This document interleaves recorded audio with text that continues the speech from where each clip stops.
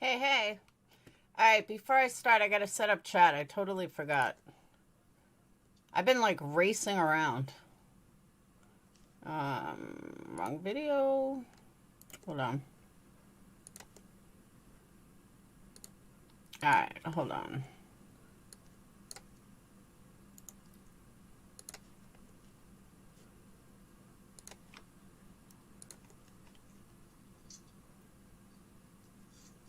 Why is this not working? There we go. Alright. So, how you guys doing today? I'm having a pretty rough day. I've been running around. So let me say hi to everyone. What's up, Dennis and Janelle and Rhonda and Sweet Carolyn and Betty, Angela, Mustang Sally, Sweet Carolyn, VZ, Barbara, James, Crystal, Sun Gazing, Camille, Monica, Red Dragon, Stone Gator. What's up? All right, you've been waiting for this live all day?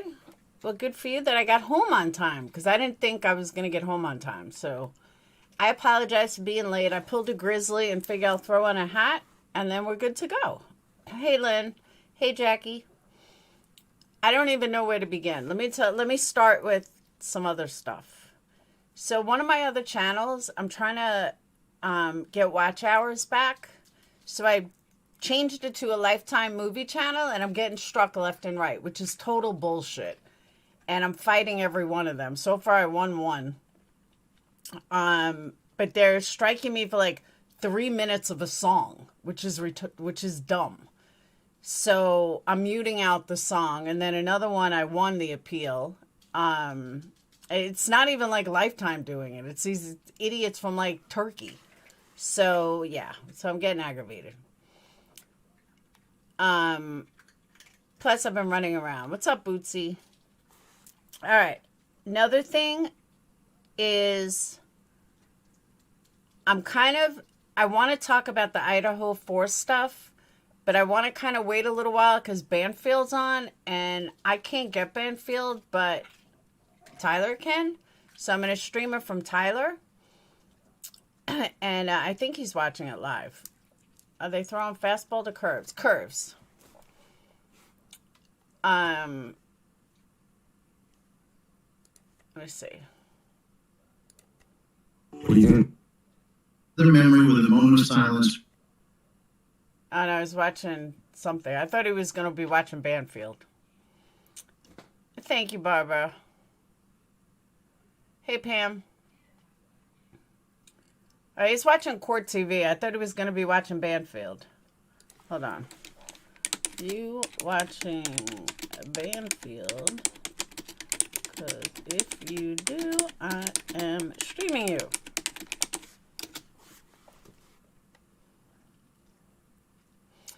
All right. I am not even sure where to begin tonight because my head is all over the place.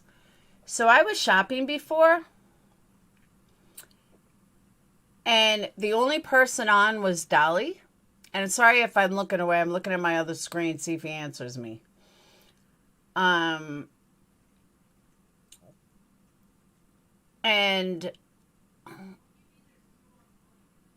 I was listening to Dolly.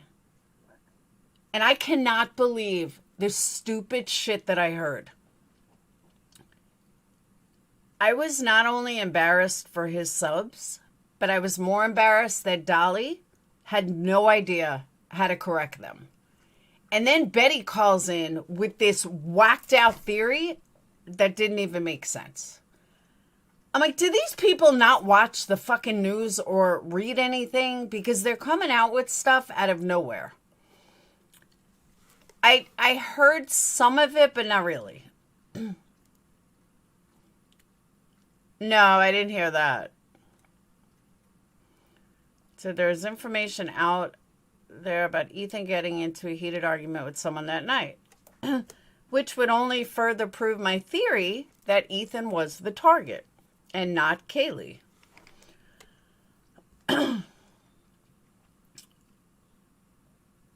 So, but no, I didn't hear that.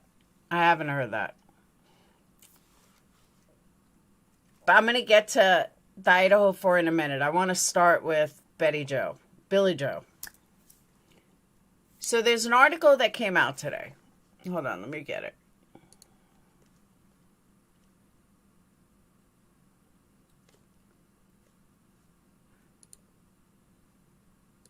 And by the way, is there a way to get Banfield without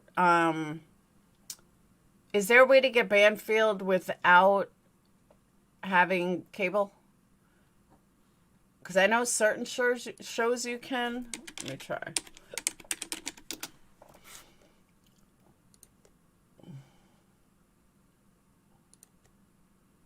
No, I won't let you.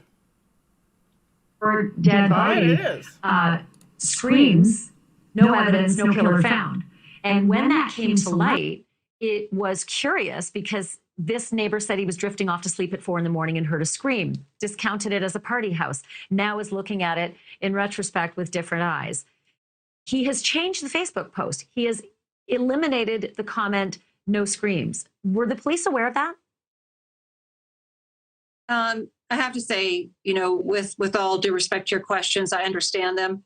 But at this point in the investigation, it's best for the investigation that we focus on the updated information that we have to put out that will help us in the investigation. Sure. That is the ongoing search for the Hyundai Elantra. We have a lot of those tips coming in. We're vetting those hours spent over the weekend, and we're still asking for the public to provide any information they might have. I'll return to this in a moment, but since we have the pictures of the white Hyundai Elantra up, have you been able to expand any information about that car since you released the picture and the request for help?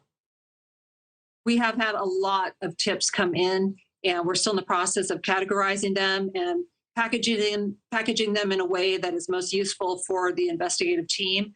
We can say that those leads, those tips, they're helpful at this point, but we still would like more. Can you help me there? Can you help me just to expand on what have you, and I know you can't be exact, but at least perhaps characterize, have you been able to actually expand on that lead, or are you getting to a point where you're discounting it as a dead end? We have a lot of leads coming in. We have good ones, and we have to really go through the process of looking through each and every one of those to see which are the meaningful ones we need to prioritize and go after first. So it's not as though you can tell me in the, I think 5 days, I think the white Elantra information was released on Wednesday. It's now Monday. My very first strike ever was because of Dr. Phil. I will never play Dr. Phil on my channel, ever. So 5 or 6 days, you haven't received anything that really supercharged that tip, that lead on the white Elantra. You're not, flying down the I-95 on that one. We have received a lot of good tips, and we're taking action on them. And we still would like more, sure. However. But, I really have to say this is probably the interview process here for me. I think I appreciate your questions, but we're really just focusing on, new information, where the investigation is going forward, and what we're doing specifically for the investigation. Understand. I appreciate your questions, but, we realize speculation and rumors. It's not helpful for us to comment on those repeatedly over and over again, because you really want to keep the public on the facts. Pardon? Of course, understand. Some of them are tips, which I just wanted to either discount or clear. But I was in the middle of a question about the neighbor. So if I could just finish that, I would so appreciate it if you last question give me that. Thank you. Damn, chick is a bitch. So the neighbor, Einan Harsh, who had said that he had heard screams at 4 in the morning, also said he saw a black luxury SUV parked just feet from, the front door of the house, within that whole parking area. Is there anything to that vehicle? Is that something that you may now release to the public, saying, have you seen a dark SUV? Because since he was public with that piece of information, we've not seen the police go public saying that is a lead we want to go down, like the white Elantra. And the focus right now is on the white Hyundai Elantra and getting tips about that. And we really appreciate the community for everything they're providing. And if we have another vehicle we are seeking specific information about, we will certainly reach out to the public again. And I know it was supposed to be the last question, but there is this information from a former homicide investigator who said he found a glove and that he pulled the team over and that they picked up the glove. Did the glove, was it overlooked outside the house for days after the murders? And has the glove provided any help at all? Again, the focus really needs to be on the information we're providing to the public, information that we need to help the investigation, not going through all these. Okay, let me comment on this. That person is Chris McDouche. You're going to tell me, now Chris was there, I guess the 29th or something. You're going to tell me that the FBI didn't see a glove right next to the garbage. The cops didn't see a glove next to the garbage. Nobody saw a glove sitting right next to the garbage, but Chris McDouche happened to see a glove right next to the garbage. What fucking idiots buy into this? Please tell me. Is he jealous of Dolly and Betty? Because I'm starting to think he is. Because he is at every single case. This is not a cold case. He doesn't need to be at every single case. It is the biggest crock of shit I've ever heard in my entire life. My entire life. There is no way that this glove was there for 2 weeks. 2 weeks. And nobody saw it. But Chris McDonough happened to see it. Sit the fuck down. Sorry, not buying it in the slightest. Not in the slightest. Nope, sorry. There were cops there. There was FBI there. There was everybody there. Somebody would have seen it. It wasn't snowing. I can't. I just can't. Biggest crock of shit I've ever heard.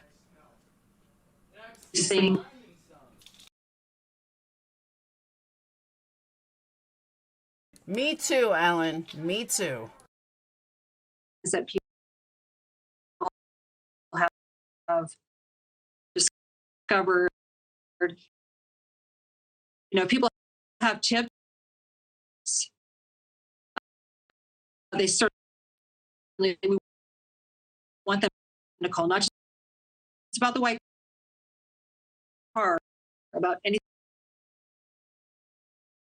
I don't know why it's doing this. else they might think might investigation. I don't know why it's doing this. Is there anything you can update us on since the when The fuck? state press conference?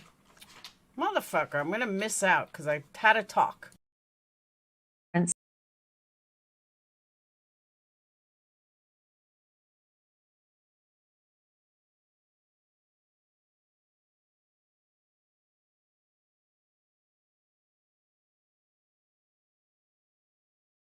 Now, well, let me watch it.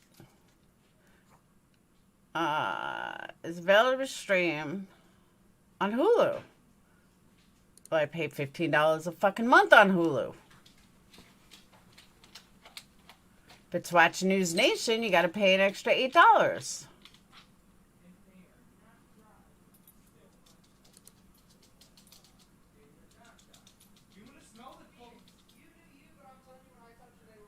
$69.99 a month? Yeah, okay. Picture that one.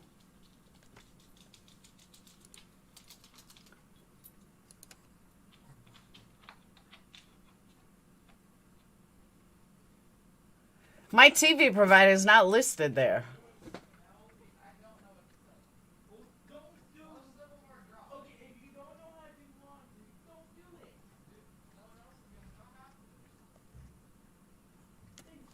Nope. Hey, Ashley.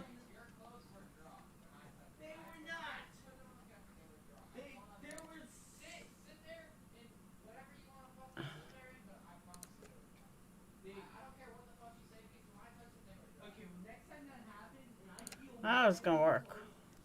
My TV provider is not listed.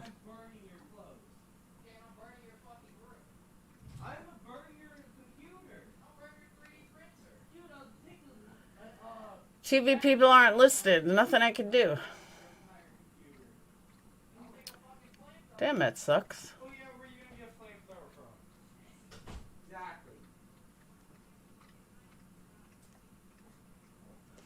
Oh well. You're gonna have to wait. We're gonna have to wait. Yeah, I paid. No. Hulu is now $15 if you want it without commercials.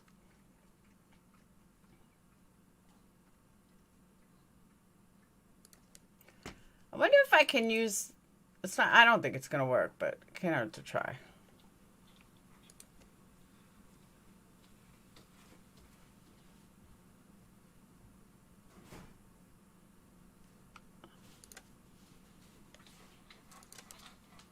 Oh my God, it worked.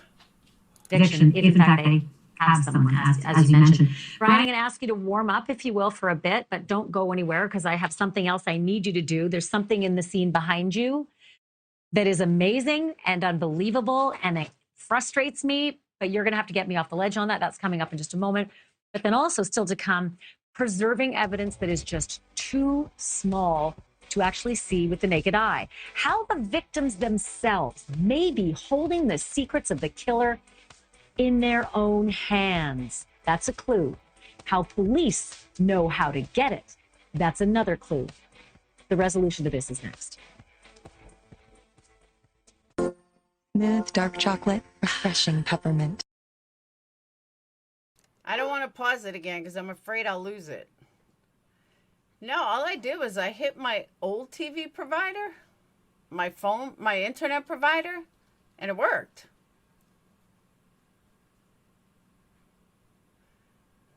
Maybe because I paid through my internet?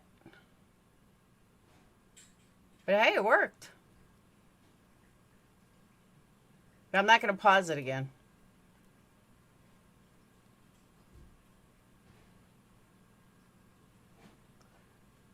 I just figured, hey, let me give it a shot. Phoenix, I made you Caesar wraps. The green ones, right? What? The green ones, yeah.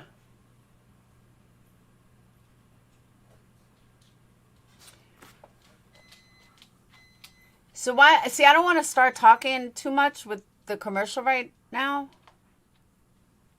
But if you want to support me, you can do it. Make sure you hit that thumbs up. You can also super chat. Tips are much appreciated. Super chats much appreciated. Because without them, I can't survive.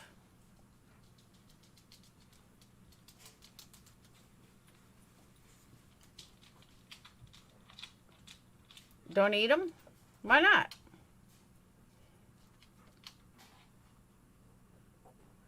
Yeah, my teens are loud.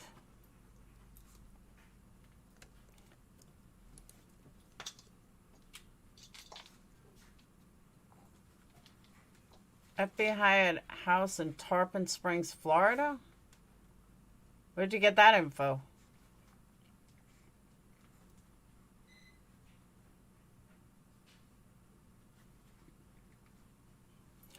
So while it's a commercial, I do want to say this. Someone left me a comment about, correct me that you can drown in a river.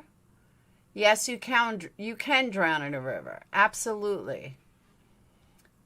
But this wasn't a river. It was a creek. And he was an environmentalist. He didn't drown. Sorry.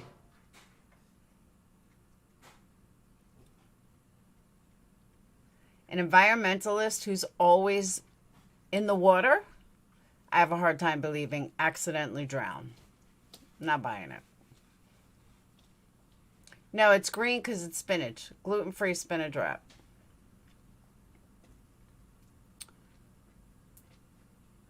WFLA had that on today. Okay, but is it related to the Idaho case? Or they're just at a house in Tarpon Springs? Who can drown in a puddle in the street? You can drown with a spoon of water. Yeah, you can. But it's highly unlikely.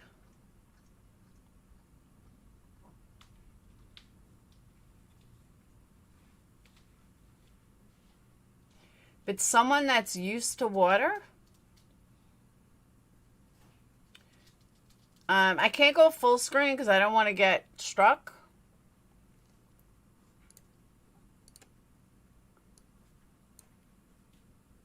Oh, this way, full screen. Yeah, I can do that. Technically, I know you can, but the odds are against it. Technically, I could go outside and get hit by a car, but it doesn't mean it's going to happen. Technically, someone's going to win the lotto. I mean, it is what it is. Forensic work is like fascinating, right? To the untrained eye, a little baffling as to why some investigators do really weird things. But we are learning something tonight about what those teams did when they came upon the 4 victims in that house. And it makes perfect sense if you watch CSI or Forensic Files and you think that way. Because police will often bag the hands of a murder victim, and for good reason. Because when people fight for their life, they will scratch and they will claw at their killer like their life depends on it. And it is honestly the very last thing that a victim can do to help the police catch the person that ultimately kills them. Because in that scratching frenzy, the killer's skin cells become embedded under the victim's nails. And if that victim happens to claw at the killer's clothing, fibers might also get lodged under those victims' fingernails. And so bagging the hands of a victim preserves that magical, precious evidence as those bodies head off to the office of the medical examiner for autopsy. And today, a report that is exactly what happened to these 4 kids, their bodies.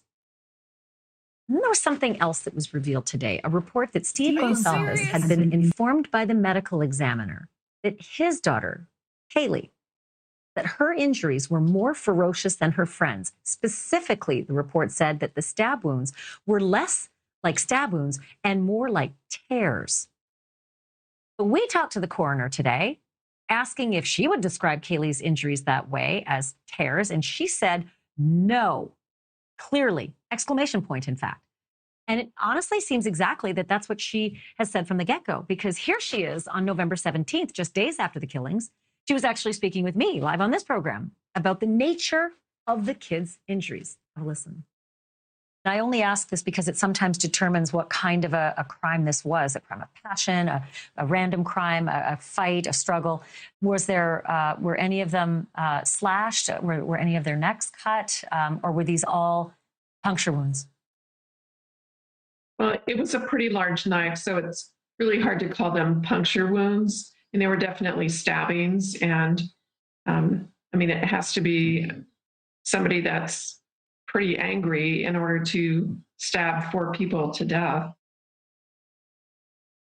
Also in question today, a report that says Kaylee's lungs and liver were slashed. Maybe not, according to what the coroner told us a month ago. Have a listen. There were multiple stab wounds, yes, on them. And were there, go ahead. And most of them had just like one that was the lethal stab wound. Yes. Can you describe what that one might have been? But they were to, the fatal ones were to the chest area or the upper body area. You know, it's hard to separate fact from fiction, especially with so little clarity from law enforcement. Moscow police told me today in that exclusive interview that you were watching that silence is strategic, you know, to preserve the case for a trial down the road. I get that. So to help us make sense of it all, I'm joined now by Joseph Scott Morgan. He's a forensic analyst and a certified death investigator. He's also the host of the podcast Body Bags with Joseph Scott Morgan. He's a professor, and he's done more of these cases than any of us combined. So, hey, Joe, hands being bagged, that's par for the course. It is critical, critical, critical. What if there's nothing under those fingernails? Is that ever the case, that there's nothing under 4 victims' fingernails? Yeah, it is. One of the interesting things is, you know, one of the things we find with bodies many times that's caught in the hands, and it's not necessarily under the fingernails, Ash, is hair. hair from the perpetrator. And many times that contacts onto the surface of the hands because the hands are spattered in blood. If you think how sticky blood is, the perpetrator is not even aware that they've left their hair behind. That happens many times. So what about if the perpetrator is wearing a full ski mask, right? So if you're clawing at the perpetrator, you're hitting the ski mask, you're not hitting his or her skin, and gloves and a thick coat that ultimately they throw out or burn. Is there anything valuable to what might be under the fingernails if, in fact, it's hard to get the skin? Sure. You've got all of the either natural or synthetic fibers that arise from any garment that the individual is wearing, including a ski mask, for instance, that might be made of some kind of acrylic or some kind of blend that you see with these things many times. And so you can get evidence from there as well. It's quite fascinating, things that can be collected from hands. And you have to keep in mind, you heard of us doing nail scrapings. We do that after the bags are removed. And we also do nail trimmings, but the bags are set aside and kept separately. And then all of the items that are contained in there that fall off in transport are preserved. And that's very important. I've worked on cases where the killers got rid of the clothes, but they're on record as having bought them. And they're on camera at the Walmart in the checkout. And sometimes there's just that fiber that's so unique, they can actually trace it. So there are ways, and I want to feel optimistic about it. Joseph Scott Morgan, as always, thank you. And I'm going to have you back, and you know it. You bet. Good to see you, Ash. You too, Joe. Thank you. Straight ahead, a potentially vital piece of evidence that somehow police missed. A glove, either dropped or discarded outside the house that may actually have been sitting there for days, and it might still be there too tonight. If not for a retired homicide detective visiting the scene for his podcast, who saw it, pointed it out, and brought the police over. He joins me live next. I was born on the South Side. Let me say this, and you guys can hold me to this. Hey, Lacey, if that glove turns out to be something, I will never say another word about Chris McDouche again. But I think it was planted. I don't believe it's real. I don't believe it's anything. I think it's Chris's narcissism that he had to put something out there. He had to show something. Exactly, Coffee. And we're talking weeks later. We're not talking like, a day or two. We're talking like 3 weeks later. Chris finds a glove. Give me a fucking break.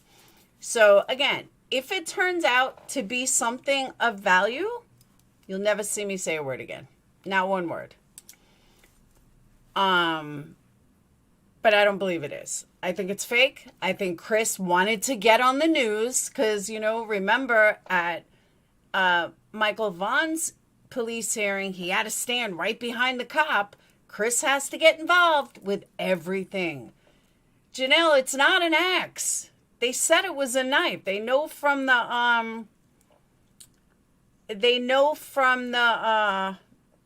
whatchamacallit? From the blade. That's one thing that's never changed, that it was a knife. It's not like they said they think it's a knife. They know it's a knife. That there's no arguing there. Tamper with the crime scene. I don't think he would do something like that. I don't care for him either. But you're not tampering with a crime scene if you drop a glove. That's not tampering. Tampering would be if he took it. If he actually took the glove. That would be tampering.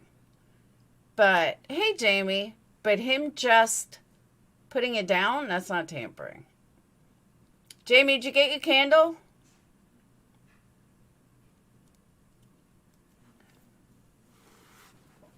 Why the hell would he mess with a homicide of 4 people? Because he's the #1 tragedy pimp. He has to be at every single place. He's got to be part of every single crime. He is the #1 tragedy pimp.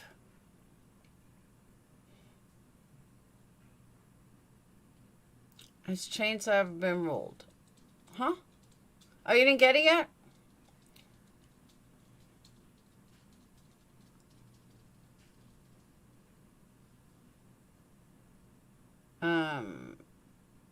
It's been ruled out, yeah. They know it's a knife.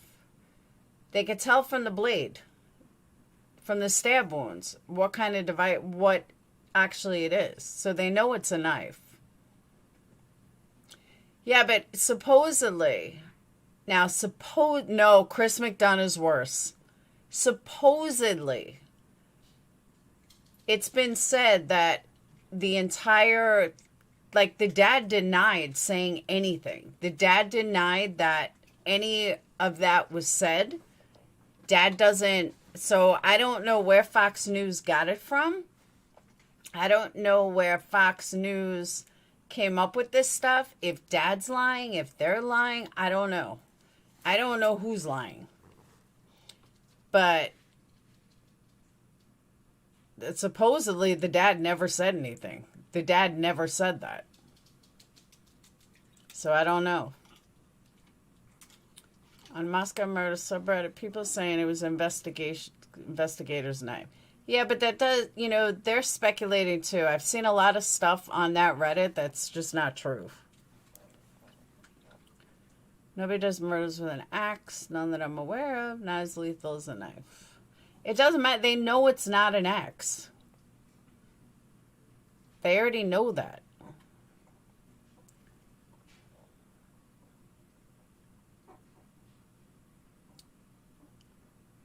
A mail carrier with latex gloves sometimes won't fall out of the truck. That's true. All right. It is a piece of potential evidence everybody is talking about online. The glove that the police almost missed. It was dropped or was thrown out outside the home where the 4 college students were stabbed to death in Moscow. And there is a good chance that it would still be there right now. But for a former homicide detective turned podcaster who noticed it while he was actually visiting the scene on Thanksgiving, which is 11 days after the murders. Chris McDonough is a veteran of the Oceanside, California Police Department, and currently he's the director with the National Cold Case Foundation. He's also co-host of the podcast, The Interview Room, and he is live with me tonight. Detective, it's so good to have you. First of all, I am shaking my head as I even think I'm doing this interview with you. Take me there. Tell me what happened. You literally showed up and looked down and said, hello, gentlemen, come over here. Have you seen this? Is that really how simple this was? Yeah, it really was, Ashley. I mean, it was my wife and I, it was Thanksgiving Day. We happened to be up here in Idaho.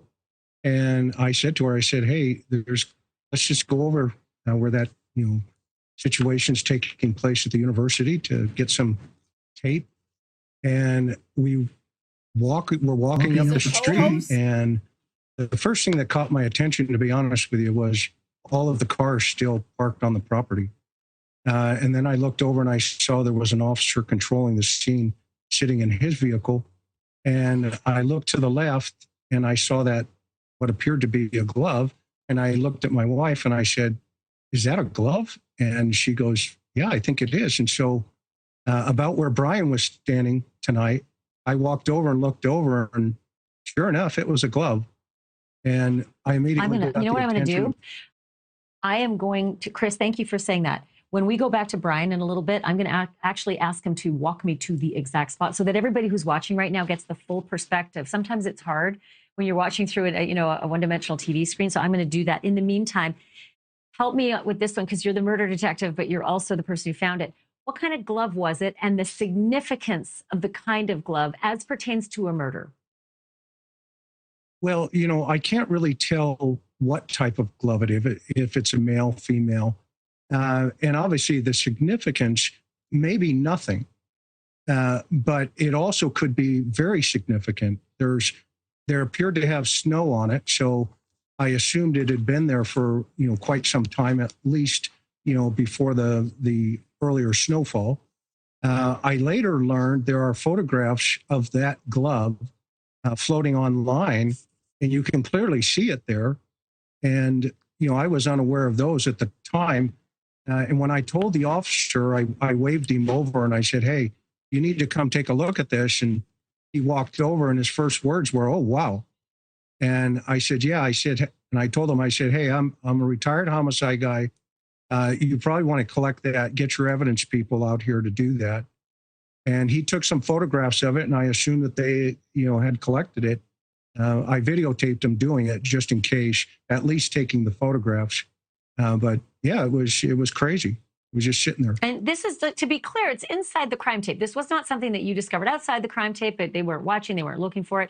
So they'd had 11 days to scour the outside of the property. And I need to remind our viewers that you're from California, where one of the biggest first cases of my career happened, and a bloody glove was the significant piece of evidence in O.J. Simpson's case, which is why we don't make light of something that's just maybe looks like garbage. Certainly that's just a couple dozen feet from the front door. Yeah, I mean, the significance of it, is unknown at this point. Obviously, if it is involved, then it could be, very important. If it's not, then, at least you have it and you can put it into evidence just to say it's there.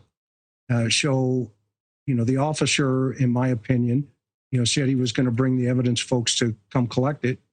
And I hope they did that, to be honest with you. So the other key part here is that you, as a homicide detective, you've seen the inside of a courtroom or two. And today the police were telling us part of the reason they're keeping information so close to the guest is to preserve the pristine nature of the prosecution, of the criminal procedure. So I could see a defense attorney watching our interview right now and saying, you didn't even see the most critical evidence, even inside the crime tape for over a week and a half. Like, you leave something too long and that becomes fodder for a defense later on as well. So it's a problem if you don't pick it up for the investigators. It's also a problem for the prosecutors. I'm going to just give you about 20 seconds. Yeah, absolutely. And 100%. I mean, and so you got to ask yourself, why were the cars still there for 2 or 3 weeks? I mean, the first thing you do is you work the crime scene from the outside in. You don't work the crime scene from the inside out. And those cars should have been impounded within day 1 or day 2. Yeah, I also thought that they should be looking at the GPS of all those cars, and you don't do that while they're parked. So that's fascinating. And you and I are going to have a longer conversation about working a case from the outside in. So this is your formal invitation back. Chris McDonough, thank you so much for being here tonight. Really appreciate it. Thanks for the invite. Still to come, it's not always easy to get perspective when you're not actually there on that crime scene. Yes, these views from the sky look great, but our Brian Enton is boots on the ground. And after the break, I told you he's going to take you to the exact spot that Chris McDonough just talked about, the exact spot. There's only one thing worse than having to listen to a narcissist. It's people that kiss the narcissist ass that you think are smarter than they are. And the way Banfield is kissing his narcissistic ass is mind-blowing. And really makes me lose respect for her. All right, I'm on the same wavelength as what Camille said. And that is, according to Chris, okay, this is not something that I'm making up. According to Chris, there were pictures of this glove prior to him finding it. Okay. According to the police and online sleuths and everything else, they've been calling it everything. The police have been calling it everything. So according to Chris, this glove has been around and nobody called the police to go find it. Nobody called the police and said, hey, there's a glove next to the garbage can. Okay, I'll believe that. I'll believe that with all the tips they have, nobody happened to catch that. Okay. Sure. I'll believe that. I'm starting to see a pattern of Chris just wanting to get on every single case, having to be firsthand knowledge of every single case, having to be friendly with every single case. Oh my God, I can't. Do I hate Chris McDonough? Yes. I think he is the biggest, phoniest, narcissistic tragedy pimp I've ever seen. He irks me as much as Betty. The only difference is Betty has no credentials, and at least Chris has credentials. But their narcissism is right next to each other. They are both the worst type of narcissist. And I kind of think Chris is actually more dangerous because he's smart. Where Betty is just a fucking idiot. So, yeah, police searched all garbage cans all around A1 for a weapon at the beginning, so they would have seen glove. Sure would have. Now, could it easily be a glove that fell out of somebody's pocket? You know, an investigator? Yeah. But in the snow, I would tend to think they would notice because it's a little cold. Maybe.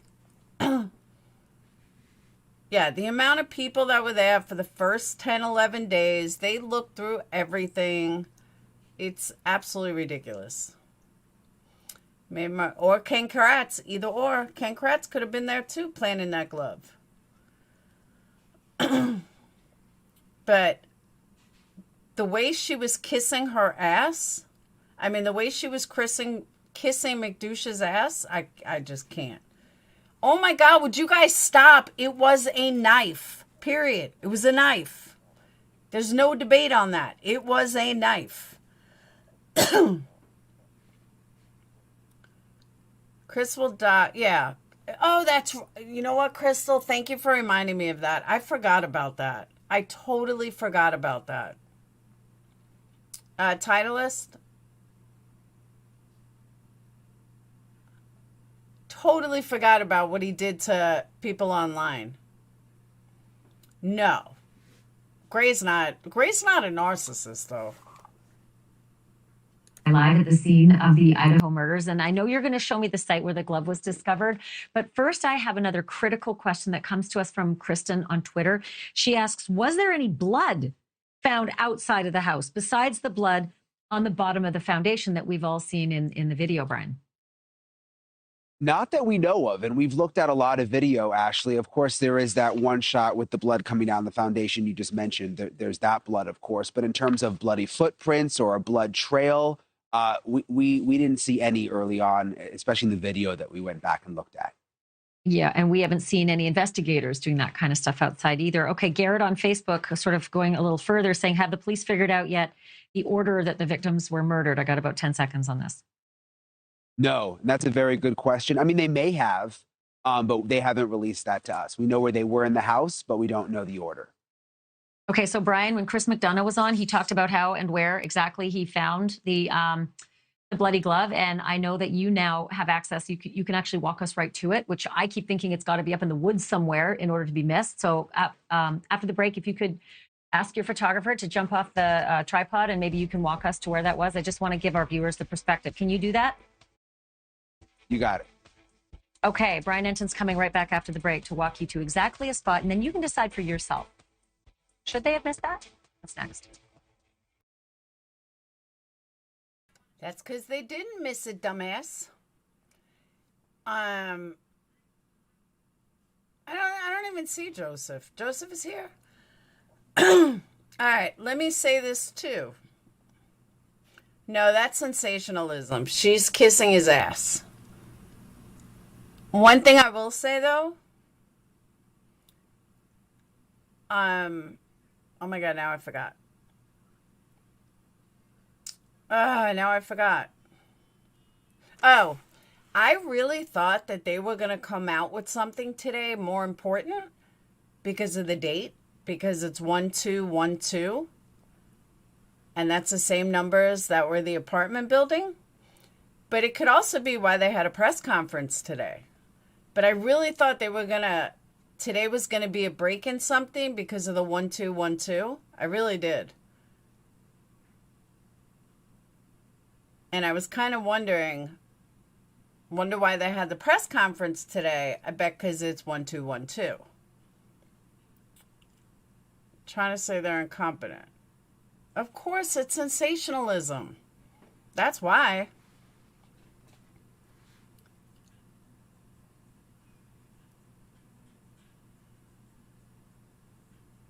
Who lurks all around these scenes? think they're getting ahead of the 13th. I'm just saying, being that it's 1212 and their apartment was 1122, I really thought today was going to mean something. But I was wrong. Now, I haven't watched the press conference yet. I know a lot of people have. I have not seen it yet. I heard there really wasn't anything new. Guys, you can laugh about my numbers all day long. I don't care. I know numbers, numerology plays a part in our existence. And again, it has nothing to do with religion.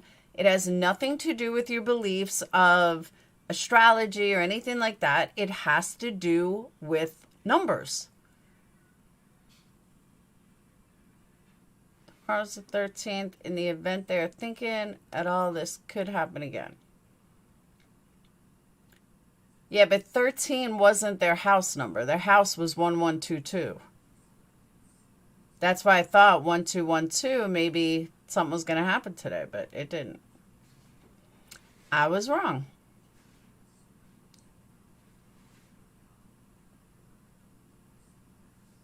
Yeah, a lot of people seem to think numerology does specifically to murders. Exactly.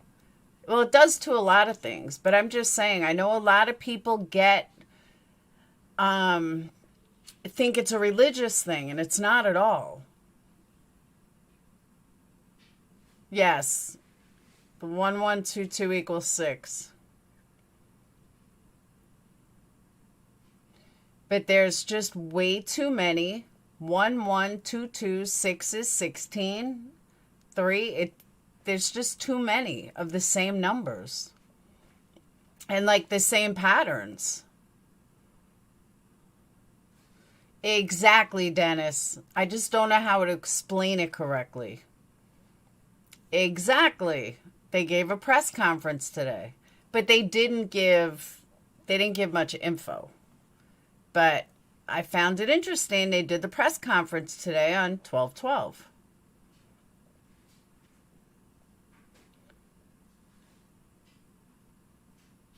But numerology really is like amazing. And how it all connects and everything's connected. That's why math is so important.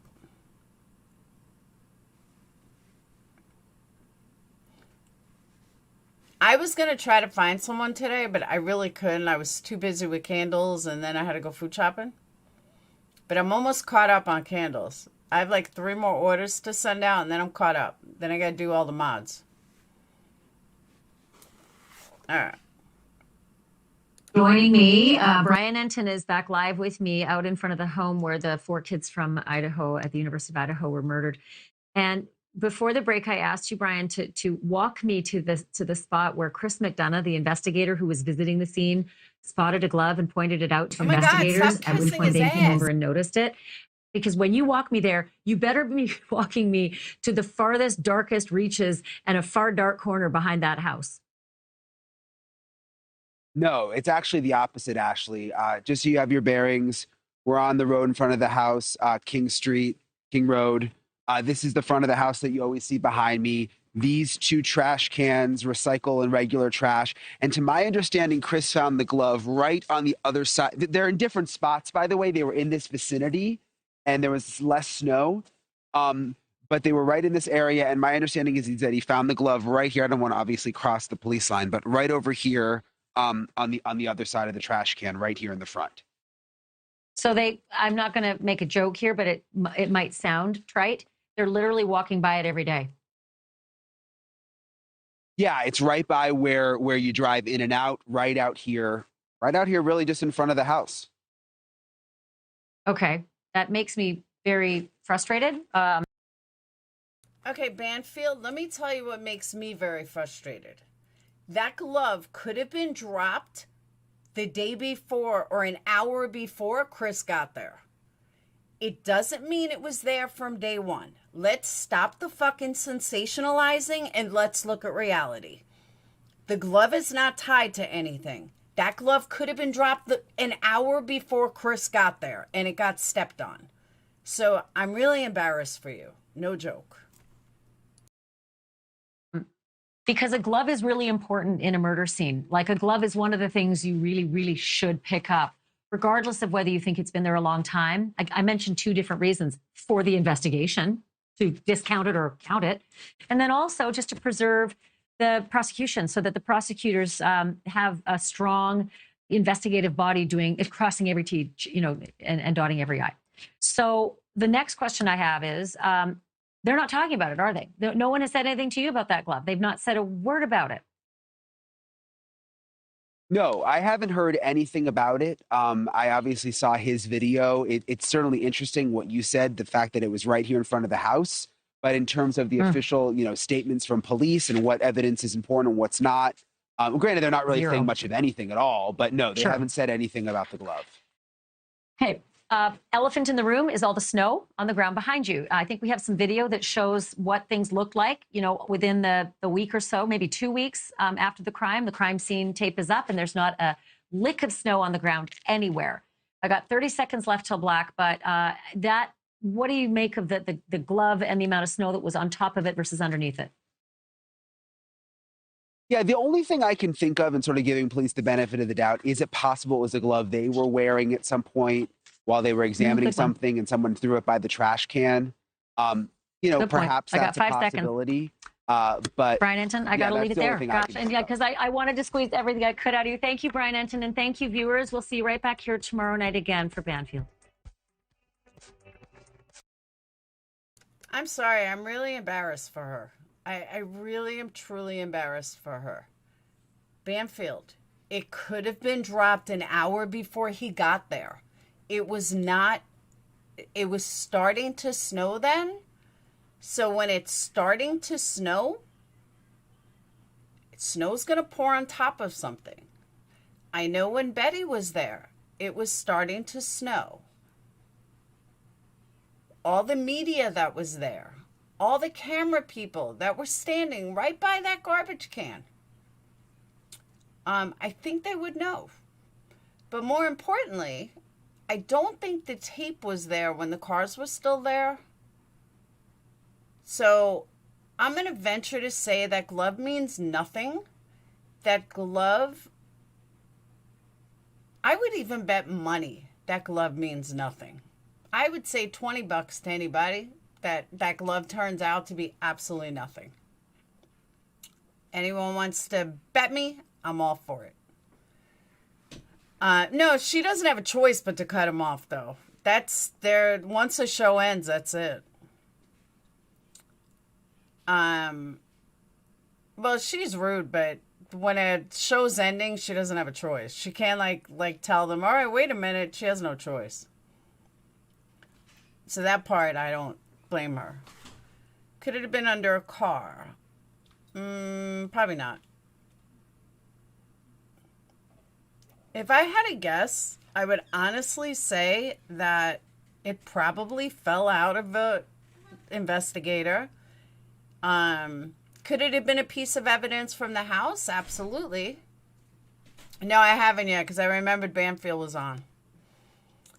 That's what I'm saying. Bet it was the police officer's glove that missed the garbage. Totally agree. Or it just fell out of his pocket. It's very possible it just fell out of his pocket. But, all right, we'll go back to the Idaho 4. I want to cover some other stuff.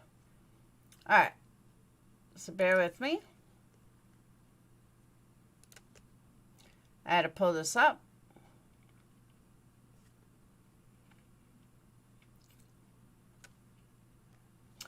Oh, look, Mom's got more pictures from Disney.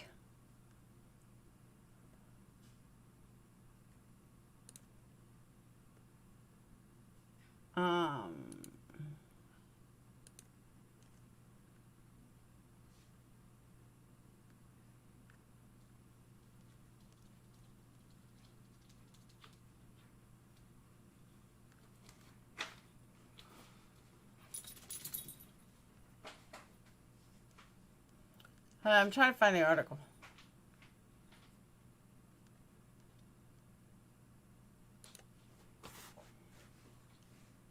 Okay.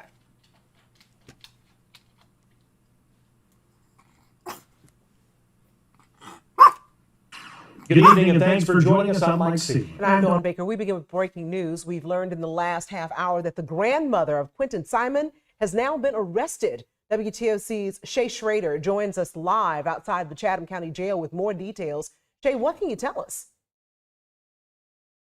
Billy Howell has been arrested, and on her booking report, it lists that she's being held by the juvenile court.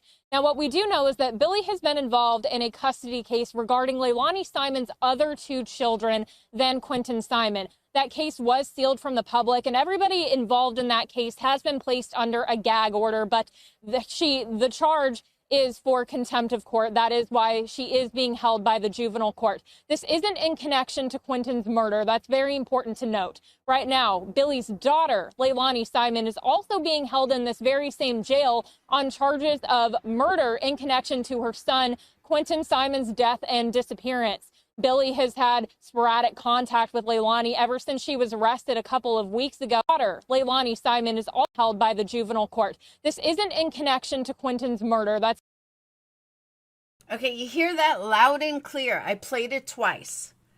This is not in connection to Quentin's murder. Let me repeat it, Dolly's people. It is not in connection to Quentin's murder. You want to hear it again, Dolly's people? I will play it again. It is not in connection to Quentin's murder. It has absolutely nothing to do with Quentin. It has nothing to do with her going on YouTube. It has nothing to do with the murder. It has nothing to do with any of that. She didn't show up for court. And I don't know. But what I will tell you, and I know this firsthand, because if you remember, I know everyone says I wasn't a guardian ad litem, but yes, I was. Nothing will ever be leaked from juvenile court. Nothing. Reporters won't get information on juvenile court. Nobody will get information on juvie court. Juvie court is locked down. You cannot get information. You are not allowed to leak information to the press. Juvenile matters are juvenile matters. And if it came from juvenile court, their lips are sealed. And let me just play this again. Hold on. court. This isn't in connection to Quentin's murder. That's very important to. Yes, that's very, very important to hear, especially for Dolly Betty and the morons I heard over there today, which I'll get into after.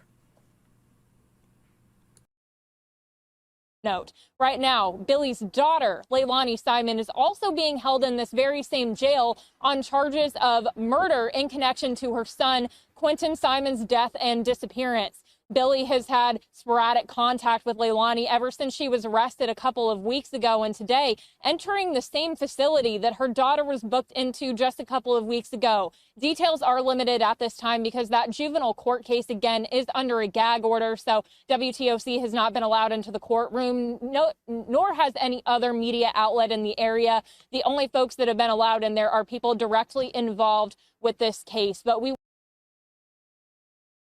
Is that or not what I just said? Thank you, Chicky. And I have not seen this. Swear on my kids, I have not seen this yet. It's juvenile court, and I'm glad you asked me that, Decibel. It's juvenile court because this has nothing to do with Quentin. I guess Billy Joe is trying to get custody of the other two, and that's why they told mine easily. They won't release anything because it has nothing to do with Quentin.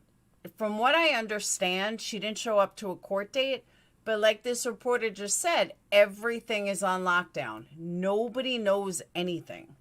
There's no information. This has nothing to do with Leilani. This has nothing to do with Quentin or that situation. And, you know, I don't hear it so much from Dolly as I do from Betty, but I always hear how they know so much and they're on all of these. No, VZ, no. that they are on all of these, you know, they are investigators and they look for stuff and they know about the law. And Betty is so fucking clueless. She had no clue about juvenile court. She had no clue about what was going on. She called into Dolly and just started making up shit. She just started making up shit out of nowhere. I was like, what the fuck? I just don't get it. She was under a gag order for the other two, not for Quentin. It has nothing to do with Quentin. She was under a gag order about the responsibility or the custody fight for her to get these other two kids. That's what she was under a gag order for. She's not under gag order for not talking about Quentin. It has nothing to do with Quentin. And Dolly, who was clueless, Betty, who was even more clueless, and 900 people in the chat were even more clueless. And everybody was congratulating Dolly for her being in jail. And I'm sitting there going, Dolly, are you really this fucking stupid? She's not in there for Quentin. She's not in there with anything related to Quentin. It had nothing to do with Quentin. The gag order has nothing to do with Quentin. It has nothing to do with YouTube. It has nothing to do with her going on YouTube talking to Cher or Queen Bee or anybody else.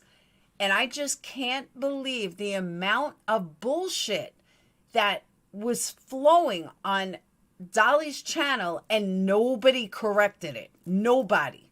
Why? Because none of them have a fucking clue about what is going on. They are huge. I know it's off topic. Just had to let you know. What's huge? Who? Who's huge?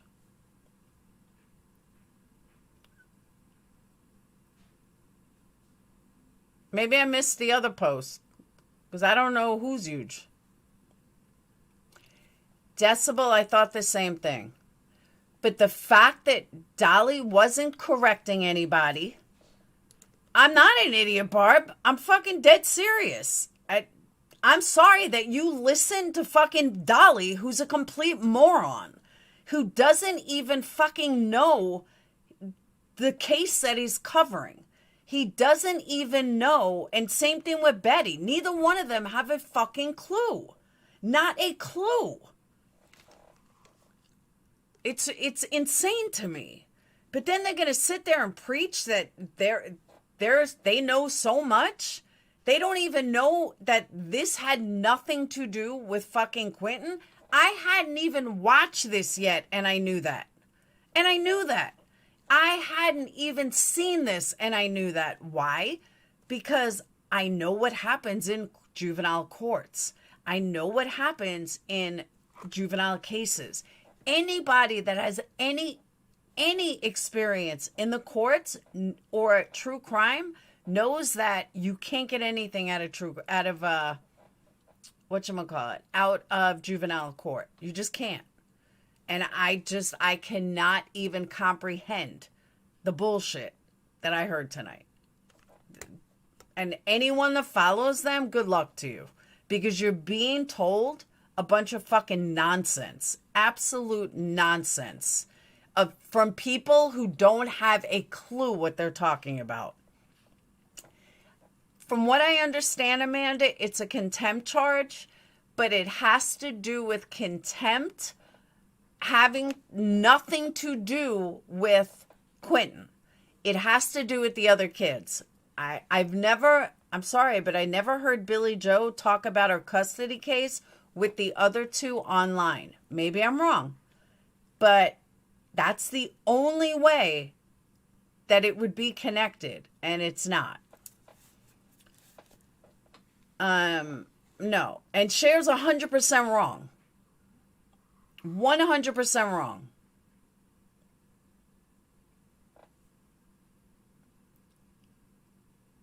Oh, yeah. Go to some of these chats, Monica. You'll see stupid people.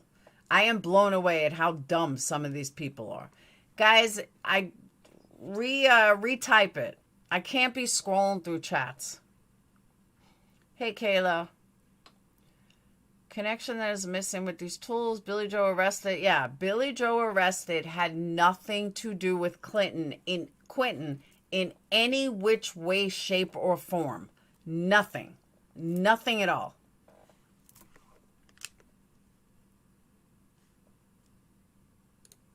Not YouTube related, not anything. Yeah, Billy Joe did break the gag order about the other children if she had a court date and missed, but that, no, I heard it was a contempt. Now, maybe they say it in this. I didn't watch the whole thing. I've seen as much as I've showed you. We'll, of course, keep you updated. Again, Billy Howell being held in the Chatham County Detention Center by the Juvenile Court of Chatham County. Live in Chatham County, Shay Schrader, WTOC News.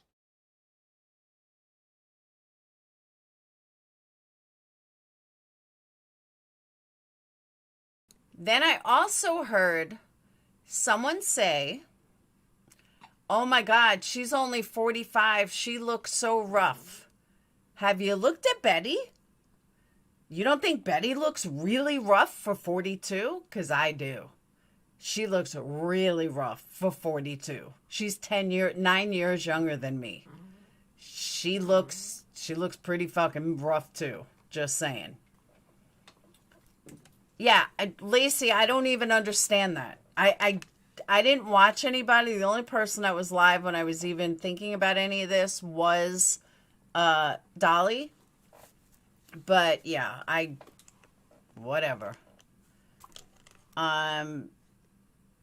A suicide suit, kind of hard to kill yourself in county. So no, I don't believe it's a suicide suit.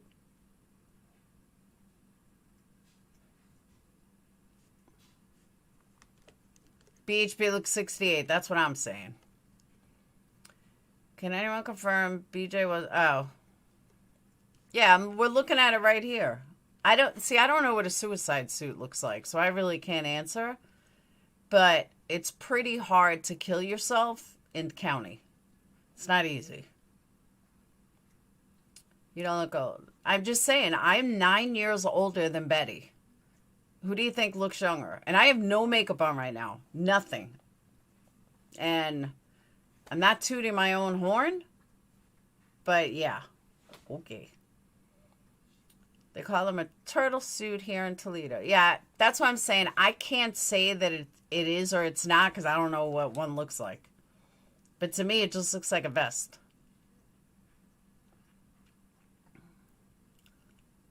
They said it was, and she's on suicide watch. Yeah, but that doesn't make sense either. Why would... Okay, if you're fighting for kids, if you're fighting for grandchildren, why would you want to be suicidal? You know what I mean? How can you be suicidal while you're fighting for kids? I would think that it's kind of the opposite.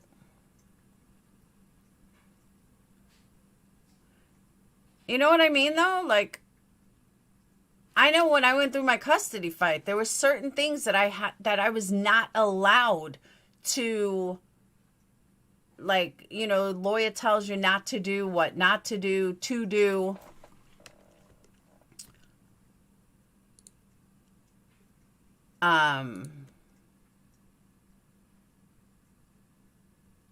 Barbara, you belong over with them.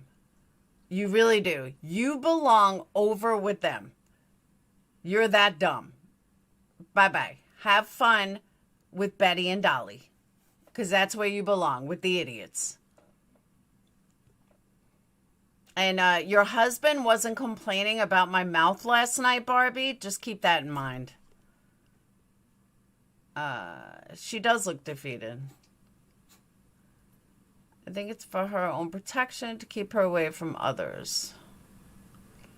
Yeah, I don't know.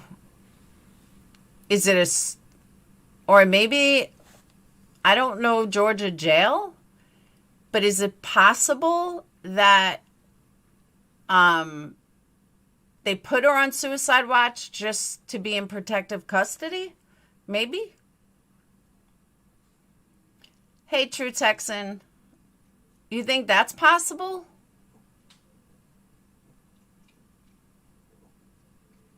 Maybe that's the only way to put her in protective custody? Just a thought.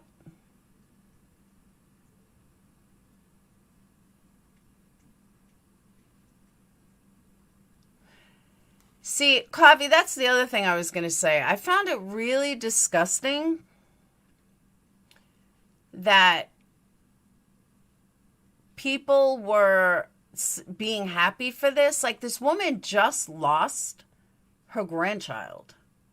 She just lost her daughter. Like Dolly was comparing it to him. Well, I wouldn't be saying these things if she hadn't of come outside and was happy that I got arrested. But Dolly, you didn't just lose a child. You did not just lose a grandchild. Your daughter did not just murder her own fucking child. It's not even similar. It's not even the same. Like, this woman just lost her child. It's so stupid.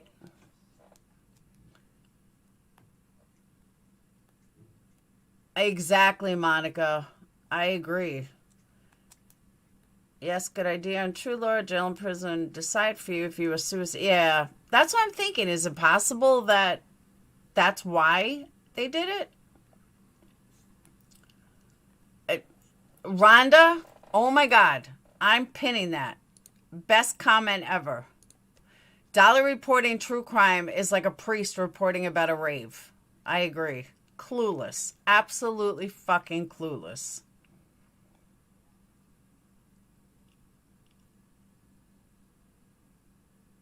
There you go. Pin comment. I think I'd be suicidal in her position. Yeah, but nobody goes to county and is suicidal. They're just not.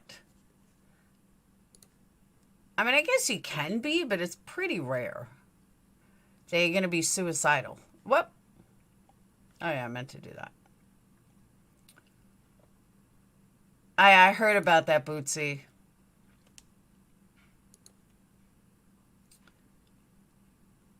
I think is disgusting is placing blame on the babysitter. Does anyone even talk about the babysitter anymore? Thank you, Mama Bear. I'd be happy if the person who was standing outside yelling about me killing my grandson. Exactly. It's not even the same. It's like so night and day. Hey, Nan, it's so night and day that you didn't start on it. That's not equal ground. You know what I mean? Like, it's not even close to being the same. And I cannot even comprehend that he made it the same. Like, it was the same situation. No. People are on our booking page all the time in the turtle suit. It's like a dark green color here. Hold on. Do we know what... Hang on.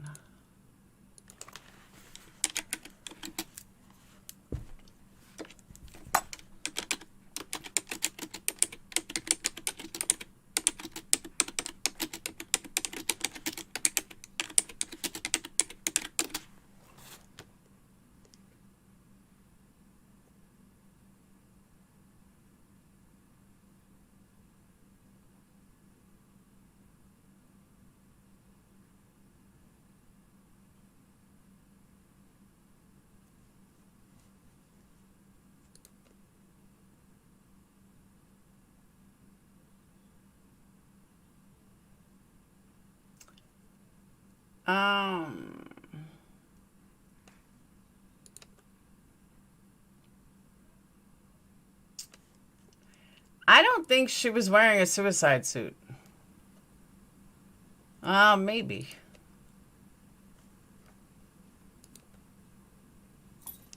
All right, now I gotta go back to it.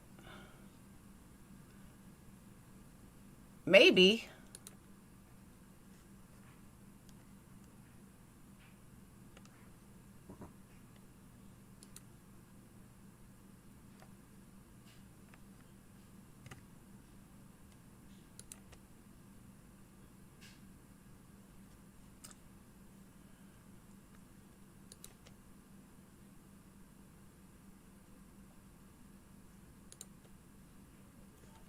I don't know. Because hers seems to like have a collar. Hold on, I'll show you what I mean. Hers seems to have like a collar. Almost. And when I go to Google and look them up,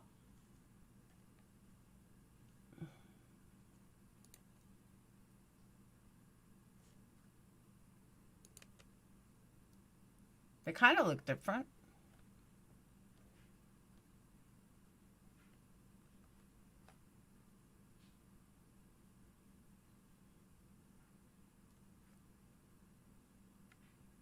I don't know.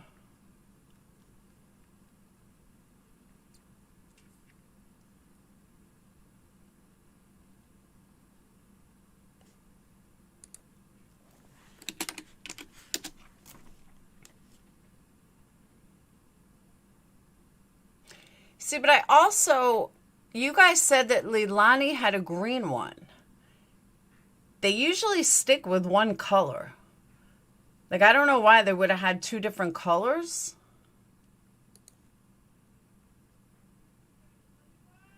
You know what I mean? How was booked in the Chatham County Detention Center on hold for juvenile court system was placed in a suicide prevention smock. Where'd you see that? Oh, the Sun. Billy acted when they arrested her. Yeah, that's what I'm thinking, Leah.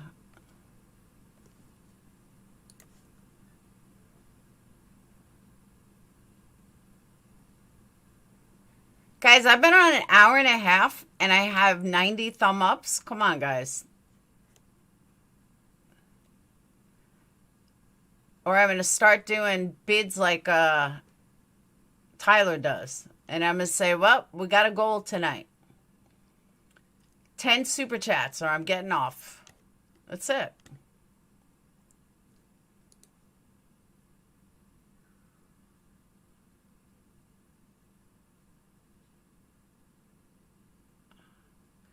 See, but the Sun doesn't say why.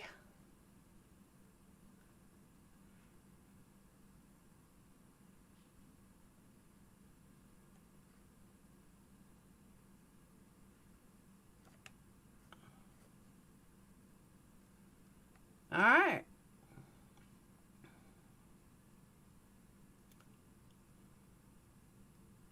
It's Velcro at the back torso. Makes it look like collar. I don't know. I guess I just don't understand. If you're fighting for kids, you don't want to be on suicide watch.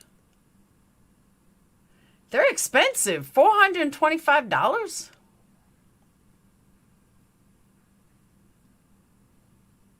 Dang.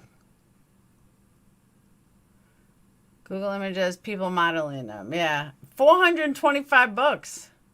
That's crazy.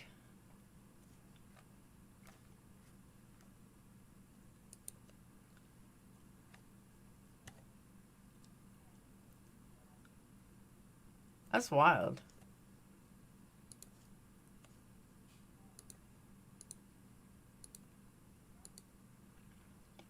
They can get one for $132.90. I don't see how that prevents suicide, by the way. Just saying.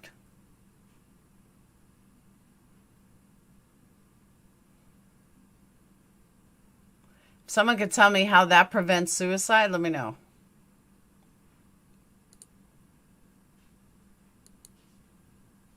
I bet you could buy them on Amazon.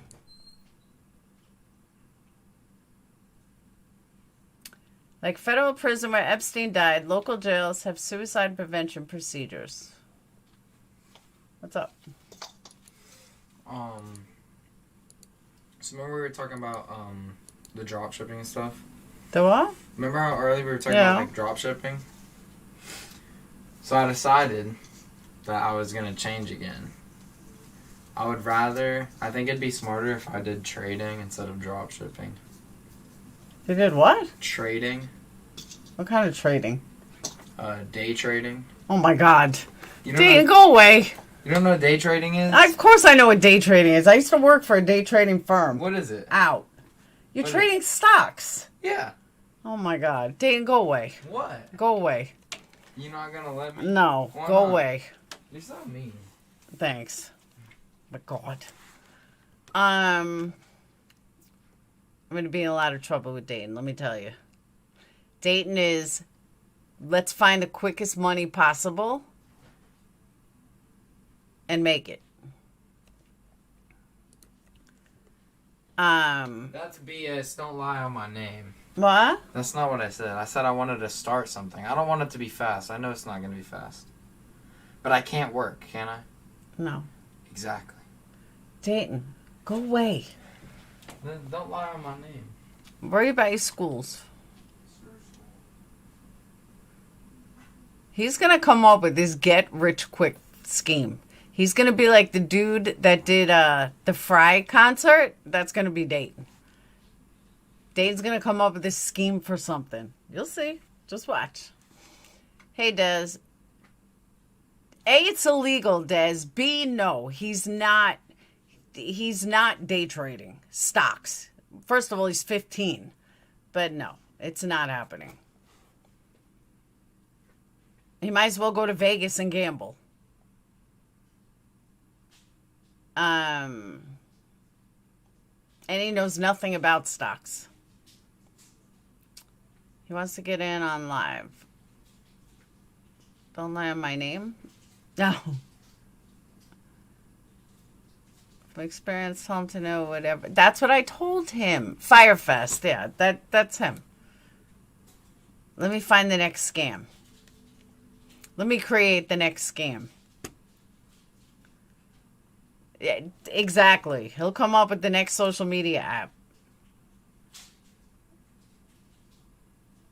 Oh, I don't, Desiree. I don't at all.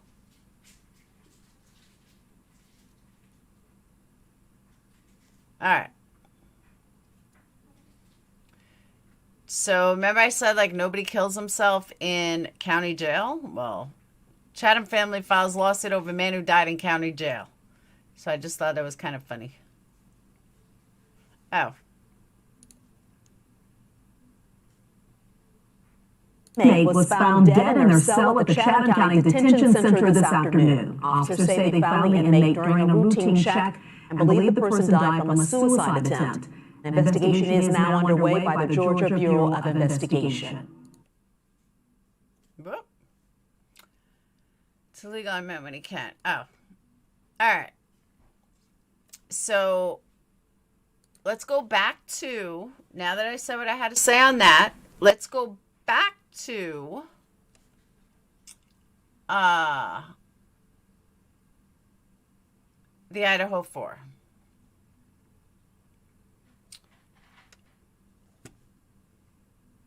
The Idaho 4. Now I forgot what I wanted to talk about.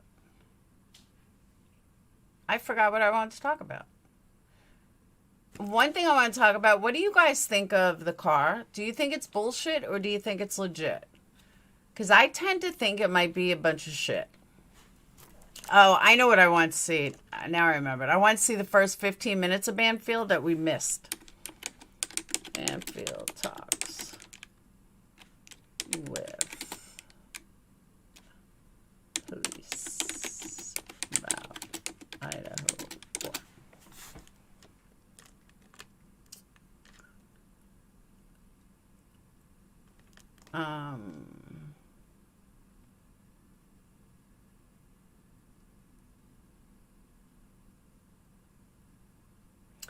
Police, Idaho convict arrests, not connected student killings.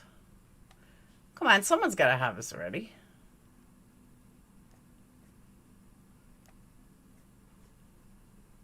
Say Banfield tonight.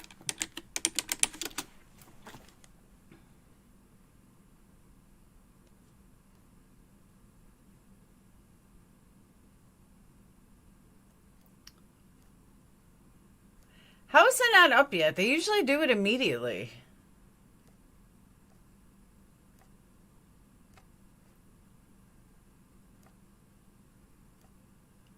It's not up there yet.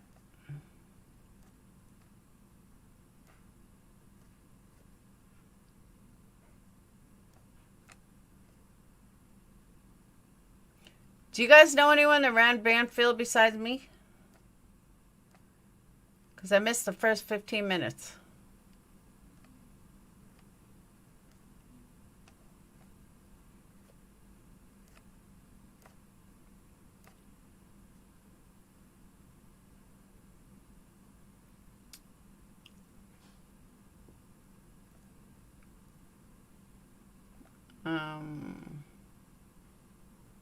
Anyone? No one?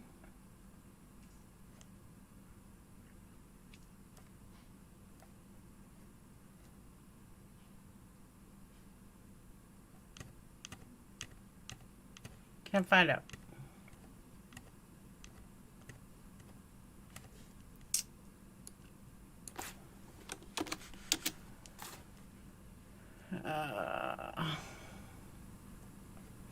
No, everything is like 2-3 days ago. I was streaming Banfield tonight. She interviewed a police representative, but I missed the first 15 minutes. And that was the whole interview with the police, so I'm looking for it. You T-vote it? I'm on YouTube. You think it's on News Nation?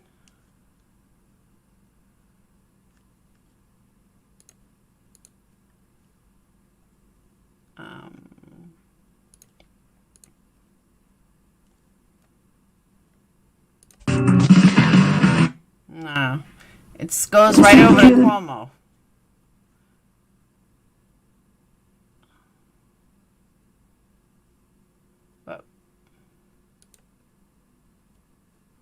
Here we go. Sweet.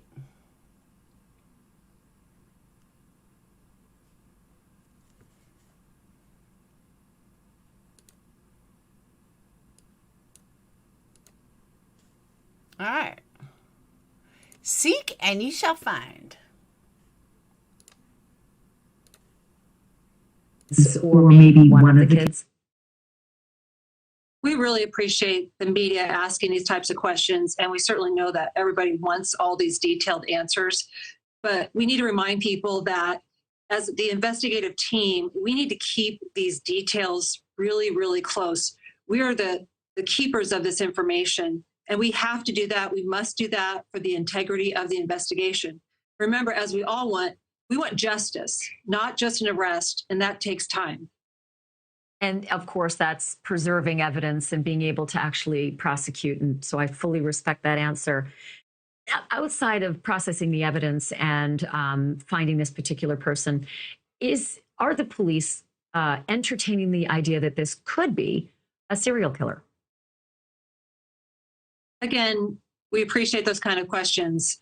I hope that the families, that everyone waiting, this agonizing wait for more information, please know that that is part of this process. We have to keep those details to our... I am not going to lie to you guys. I don't think they know anything. They have changed their story so many times from the beginning. I don't believe any of it. I don't think they know anything. I think they're clueless. I think they're feeding information to the public that's just not true. Because again, the story keeps changing. And I really think they know nothing. Ourselves as we go through this investigation, because we have to do it right. And again, that takes time, and that takes really careful care of the information we have. So let me go back to the press conference from almost 3 weeks ago. This Wednesday, it'll be 3 weeks ago. And it's the last time we've had a press conference. So obviously the public and the families even are starving for any kind of information or update. One of the reporters asked a very astute question, and that was, have the police checked the Wi-Fi or any hotspots at the murder scene to determine if any foreign or maybe not so foreign devices automatically linked approximately the times of the murders. It would be an incredible piece of information. And the response from the police was confounding, I think, to say the least. I think that the agent at the mic said, we're receiving all sorts of video submissions in. It didn't make any sense. Had the police made sense of that question, and have they actually used that extraordinary, investigative tool? What we've really been doing as we continue on with this very, robust investigation as it continues, is really focusing on the information we're putting out that is critical to the investigation at this point. And of course, investigators are looking through every possible bit of evidence, every possible electronic or surveillance or whatnot, and know that we have essentially an army of experts here to go through all that. And they really are considering anything that they have or can have access to help solve this crime. Just remember, though, if they had something, they wouldn't keep asking the public for tips. They can't even find this white car. They can't even find the occupants of this car. You think they have this case solved? Nope. They know nothing. Now, do they have a ton of evidence? Yeah. They think they do. They believe that they do, and they're waiting on forensics. I get that. But do they know anything else? No, because if they did, they would say, hey, you could stop your tips. We know we got this. Not hire extra people in order to take over the case because you just don't know anything. So I'm truly convinced they don't know shit. As you know, in your line of work, sometimes when you reach week 3 or week 4, there are copious notes, copious tips, and the picture of the investigative narrative, it shifts, it changes slightly. So revision is critical. Going over old notes and looking with fresh eyes, with new perspective, can be so helpful. Have the police, in that vein, started the re-interview process of any of the original witnesses in this case? And if so, can you tell me how many people they have revisited to re-interview? Well, as we get more information, get more tips, occasionally officers, investigators will go back and re-interview somebody that has already been interviewed. This isn't going backwards. This is just getting further clarification about the information that is coming in, and that is an ongoing part of this investigation. So do you know how many people have been revisited and re-interviewed? It's all part of the investigative process. So I can't get a number. Because we are ongoing in this process and doing it as leads come in and as new information comes in, that number is not something we're concluding at this time. The one for political power, explaining. What happened? Did she cut her off when the girl shut her down?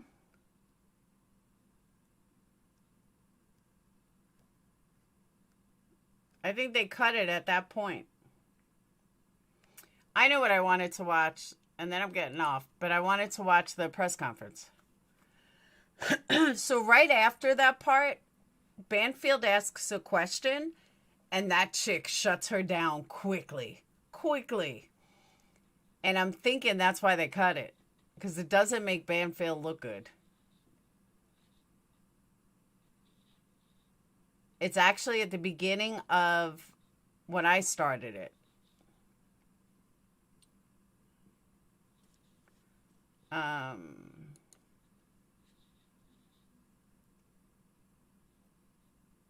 What was I just going to do? Oh, press conference. My brain is fried. Yeah, I've been on an hour and a half. I got physically sick when I read this. I read what? Oh.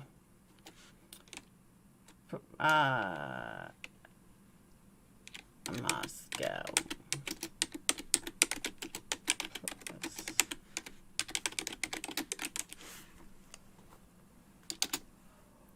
Oh.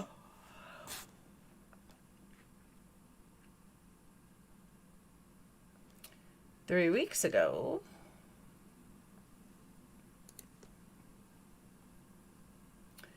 November 20th, December 2nd, November 20th. Where's the one from today?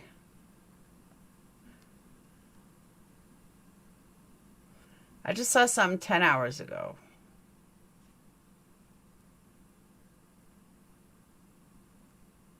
Do you know anything about the 4chan info? Sounds like the best lead. I don't know anything about it, Amanda. What's the 4chan info? No, my dad did. Oh, this is where that came from. Investigators beginning to re-interview people in quadruple murder case. That was from today, December 12th. Over the past weekend, hold on, let me pull this up.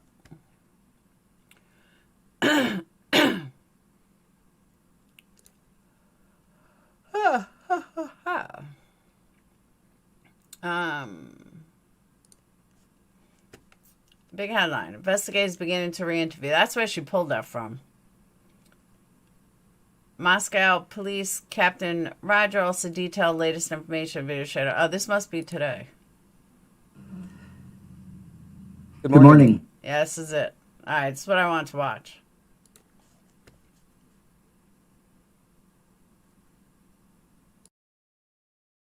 My name's Roger Lanier. I'm a captain with the Moscow Police Department. I'm in charge of the Operations Division. And today is December 12th, Monday. And I want to give you an update on the King Road homicide investigations, at least the information that we have to this point.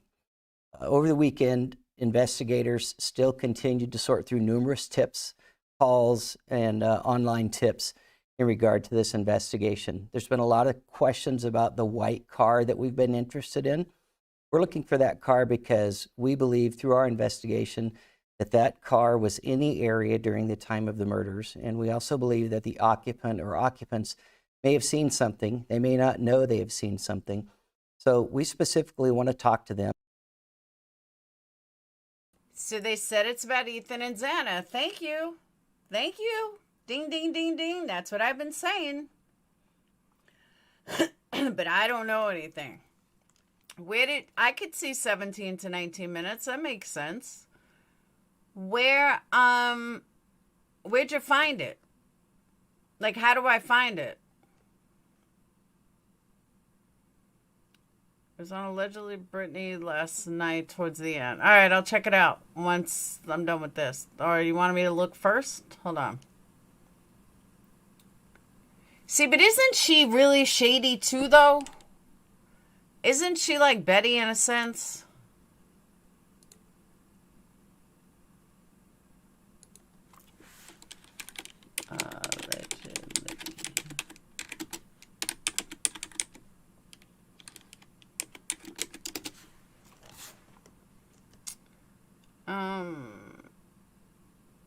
Kaylee's sister said Fox News article is false information. All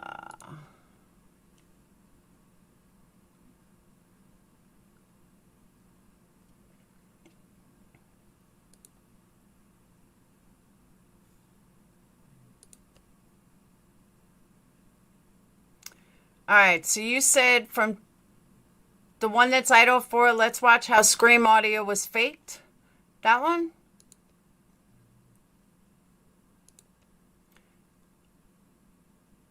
Channel speculate a lot, but Crime on the Record talked about it this evening. It's on 4chan. Yeah, but I don't know how to find that. No, if you just, I have her channel pulled up. If you just give me the name. Is it the one from 22 hours ago? Yeah, you said last night, right?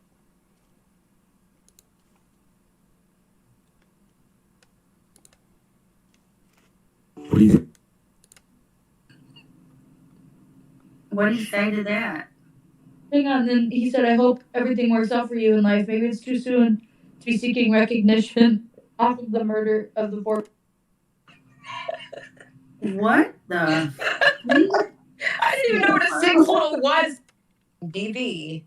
Correct. That also may have been a staged event. Yeah, and Kim, yes, the neighbor that said that is this guy. He is the fire stick. person. Yes. Same person. The Enon guy. Yes. What? It gets very confusing because it's a very convoluted, I know. Yes, that's Eon. Enon Kim. He's sending out love and empathy to the family. Tired, long, and sick Flo before. What? Sick Flo? Was he rapping? Did I hear That's that the only right? type of sick flow I've ever heard of. Well, I mean, well, Hi. that's not true, I guess, but we're not going to.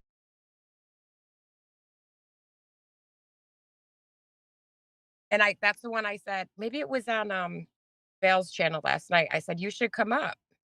Yeah. And she said she was having internet issues, but Hmm. you know, she's always commenting. She was just in here. Oh, right there.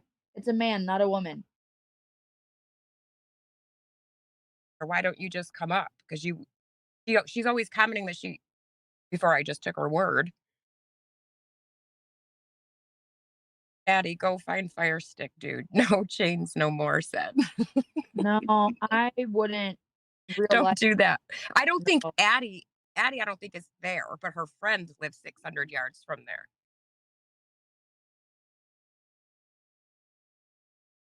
Can you give me a timestamp? Because I'm 10 minutes from the end and they're not talking about anything.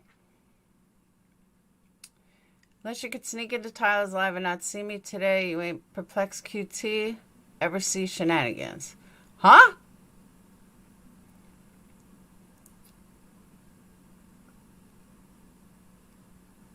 Oh, was it pre-recorded? I didn't know that.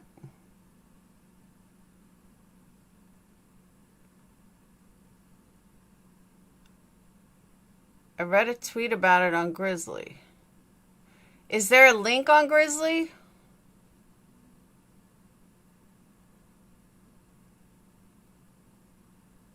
No, the post they were talking about was Enon.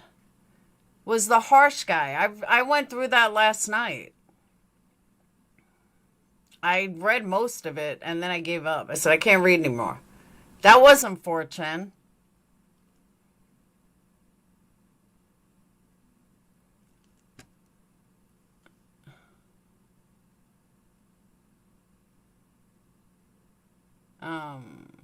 Where'd you send it? In Discord?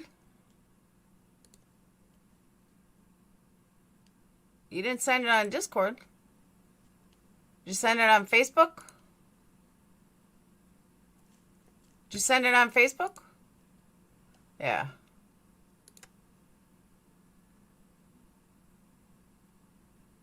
All right.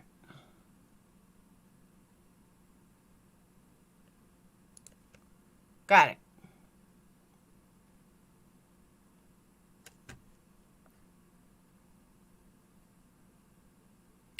Thread archived. You cannot reply anymore.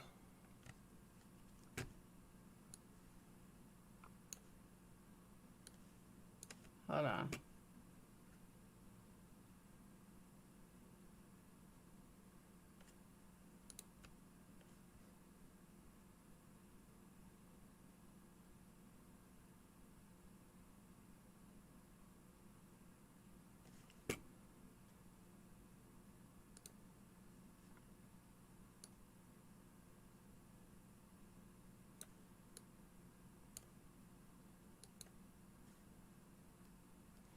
Let me shut down chat.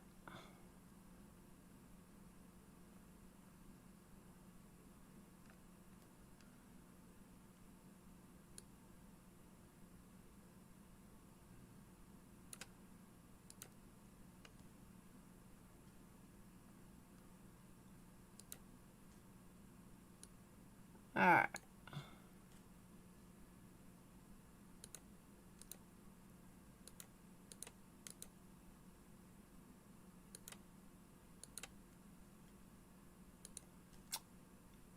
I have too many things going on here. Hold on.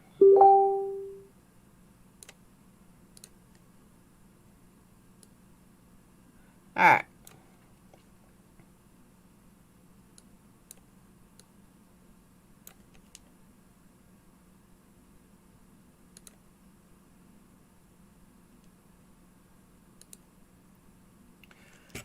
All right, so it says,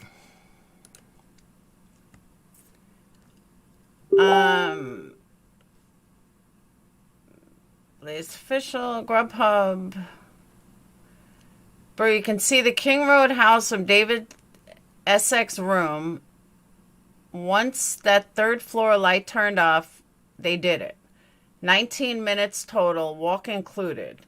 Talk about this shit at Bishop Kelly and Essex. Loach and E got into a fight that night. X allegedly talking shit. L had problems with Mads also. The shit been brewing since fall rush last year. Cunts went quiet on SM for 2 weeks before and after the deed. Barry's mom a paralegal, so he knows not to say shit. Loach cleared his SM. Had to take a shit. SX22 saw EX, Loach, and Barry at the party. Loach and E have issues back to, I don't know who most of these initials are. Loach and E rushing. E talks shit about Loach taking roids and having his balls shrivel. Loach pissed as he wanted X for dumbass youngins like E. Tutors are assigned. Barry blew it with E. E is Ethan, I guess. E is second year fresher. Barry also self-conscious about his spick blood and talks empty shit. Barry and Loach talked about this shit in general for a while. Talked about leaving their cell phones behind and on YouTube. Autoplay, no pings, no guns, too loud. Area dead early Sunday morning. Barry even calls out shit media. Media saying titles was Target. This shit is false. Titles bad luck. Titties bad luck. Targets were Ian X and Mads. Mads talk shit about Loach. Never acknowledge Barry. Mads right about that one. He is a cunt. Loach should have taken out Barry. Looks like we're nearing the end of this windy road. We told you we'd find you. Tit cow murderers. I have a theory. E and X walked in on the two Davids fucking. I don't know. The problem is, as an outsider, we don't know if any of this is bullshit.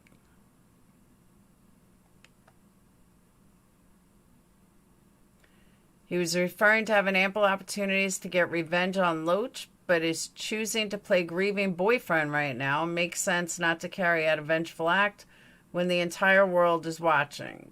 Also, just pointing out Rogaine is in a different frat than the rest of them, so probably wasn't being referred to as a brother by Frat Anon here. Wonder if Frat Anon is Ethan's brother. Taking suggestions for what to call this mess. So far I've got the Ballsack Massacre, Nutgate, Bromageddon, or the U of I Zoomer murders. Well, you know what though? Let me tell you what I would give some credibility to. This could be a steroid rage. I mean, people can get mad roid rage. So them talking about this killer being on steroids, that fits in. I mean, I can definitely see this happening from a roid rage. So I'm not discrediting this. And honestly, I never thought of it. I was thinking more drugs, but yeah, roids can do the same thing.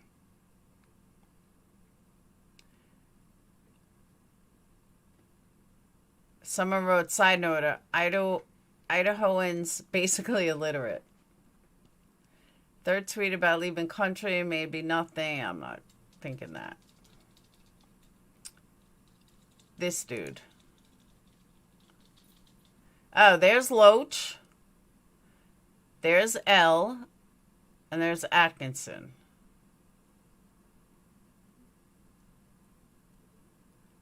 I could see him doing it. I could see Loach doing it.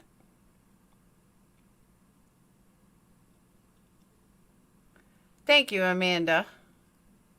Roid rage. Yeah, roid rage is big. I mean, it's just like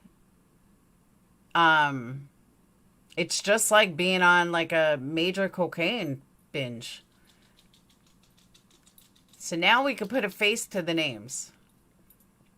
I could totally see this guy being the killer. The one in the middle, totally see it. I don't see him doing it. I don't see him doing it. But this Loach dude, I can totally see doing it. According to a Fratanon post and an older thread, he plays lacrosse, wrestles, and is a knife hobbyist as well. Roided Wigger, Zoomer Rage. David Portney should make an apology to the public for creating this culture. Whole scenario is too retarded for words. No wonder the FBI had trouble with it. I don't know who this guy is. Personal apology to the families and the victims. RWZG, roided or retarded Wigger Zoomer Goy Gang. The Great Ballsack Murders of 22. Sorry we doubted you, Jack. It was in no way, shape, or form a knee-jerk jealous reaction that you begged a tit cow. Alright, so they've ruled out Jack. They're saying it's not Jack. But if Jake knew about David killed his girlfriend, I don't know. If someone killed my girlfriend, I would do something. So seeing that video off the body cam of the 4 silhouettes running past, reckon that's related or just coincidence? Someone had a good point about a girl named Bridget who was friends with Dylan, but pointed out she randomly deactivated. So my thoughts exactly. 2 of these silhouettes were David and 2 covered for them. Possibly Bridget. I never accused Jake to begin with. I don't care if it's fake. Great pros. Her tits don't look that big to me. I wish they were mega full. Case seems to be solved now, but what about the skin dog from 1 month earlier? But we barely knew until just recently. I doubt Jake would know.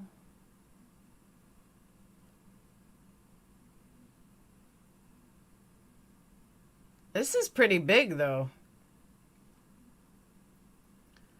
Why would some random name 2 people publicly? Seems unlikely, but possible. Feels like a genuine insider.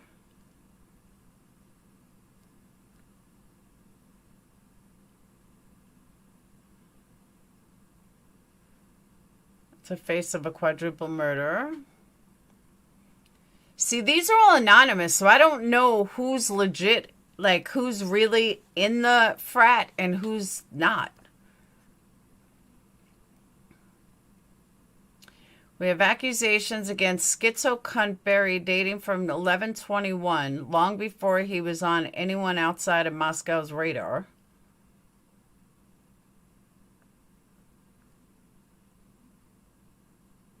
Never mind, found her. Good lord, those puppies are big. This guy's infatuated with her tits.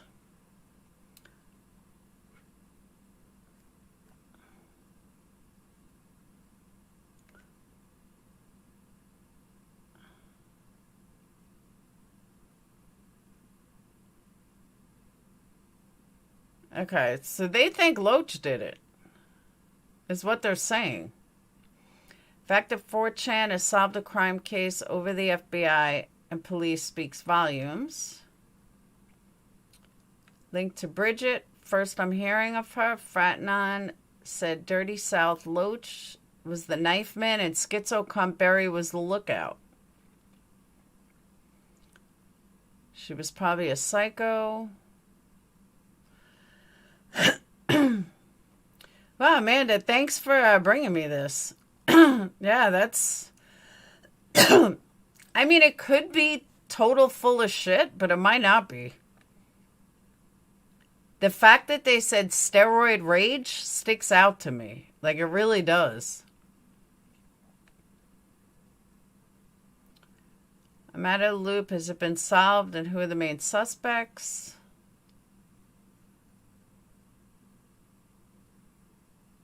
She joined Twitter in November?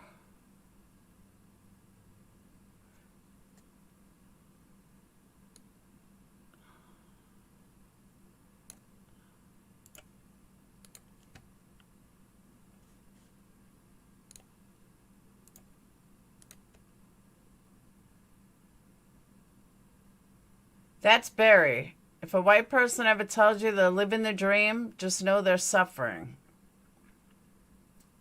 You're naming roaches all over the internet. You a killer.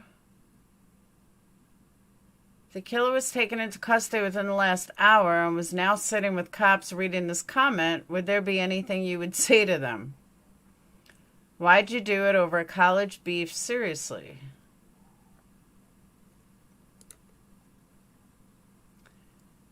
Are you the one with shriveled balls?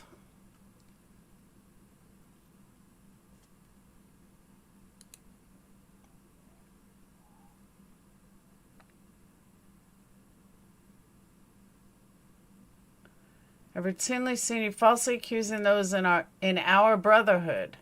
It is one thing to be wrong, but it is entirely different thing to be peddling a false narrative with poorly vetted sources to generate engagement for your profile. Leave us alone.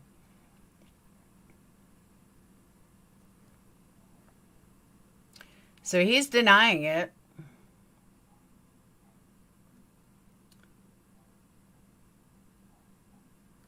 These are just frat kids.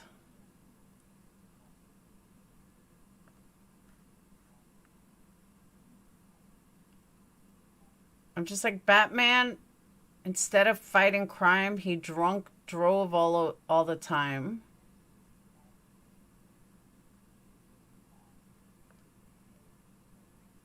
Reptile Soldier, that was before.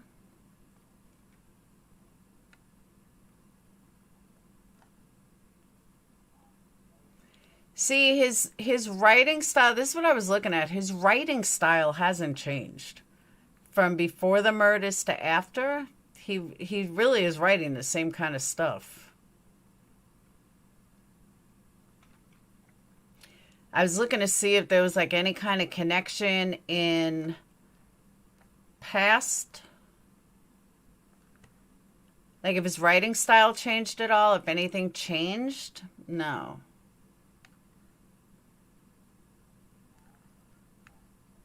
All right, what was that?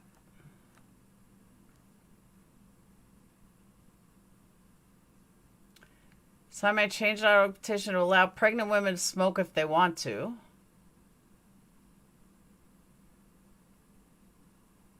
Need a muscle mommy to clean and jerk me. This tweet got 2,000 likes on iFunny.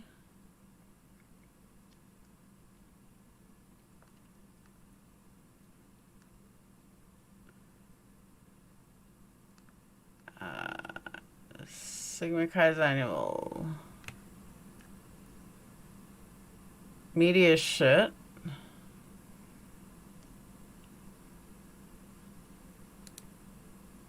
Oh. Never posted on 4chan and didn't falsely accuse you. Get your facts right before you falsely accuse me.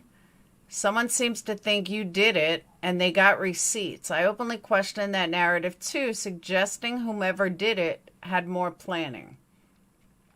Did I falsely accuse you? If you know who the murderer is, then why are they not locked up? How is it a false accusation unless someone is clearly proven to have done it? Someone did it. Real cops would have solved this. You're sus. Yes, that account is a troll. I blocked them ages ago. Always starting something. Sorry you're being harassed by these hateful internet detectives. Some of them have absolutely no morals. Hang in there, brother. Racist tweet. You're a murderer and a homosexual. Explain this picture to your buddy them. You probably helped him commit the murders. Oh, okay.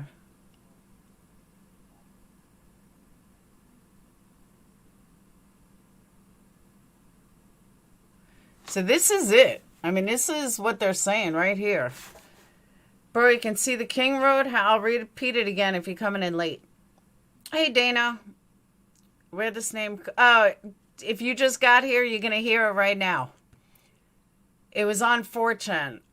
Bro, you can see the King Road house from David's Essex room. Once that third floor light turns off, they did it. 19 minutes total, walk included. Talked about this shit at Bishop Kelly in Essex. Loach and E got into a fight that night. X allegedly talking shit. L had problems with Maddie also. Two Madses. This shit been brewing since Fall Rush last year. Cunts went quiet on social media for 2 weeks before and after the deed. Barry's mom a paralegal, so he knows not to say shit. Loach cleared his social media. Had to take a shit. SX22 saw EX, Loach, and Barry at the party. Loach and E, which is Ethan, have issues back to Ethan rushing. Ethan talks shit about Loach taking roids and having his balls shrivel. Loach pissed as he wanted X. I guess X is Xana. For dumbass youngins like E, tutors are assigned. Barry blew it with E. E is second-year freshman. Barry also self-conscious about his spick blood and talks empty shit. Barry and Loach talked about this shit in general for a while. Talked about leaving their cell phones behind and on YouTube. Autoplay. No pings, no guns, too loud. Area dead early Sunday morning. That's where it came from. No, not you, Barbara. Another Barbara. That's where it came from. That's where the names and how we connected it.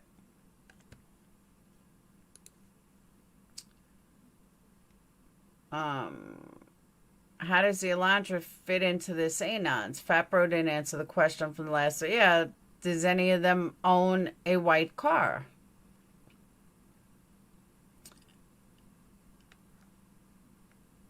The frat house right across the field, no need for a vehicle. If anything, the vehicle is being sought after because they may have been witnesses. And I agree with that. Just because there's no rape doesn't mean it's not a dude. Oh, it's definitely a dude. And second, though, I'm not convinced Bridget's a real person. Seems like a fake account. On phone with X, she's saying dumb shit. Suddenly starts hearing her getting murdered. Call over my frat bros. Crush a couple of doozies before heading over there. Approach the masked man. Realize it's one of the bros. Don't speak a word about it ever again. I don't know what this is.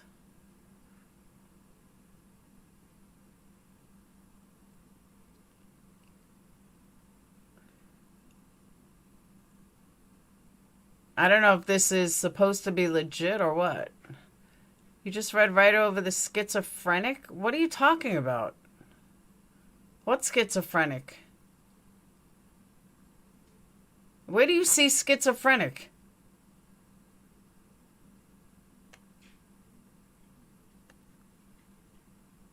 Please show me where you see schizophrenic.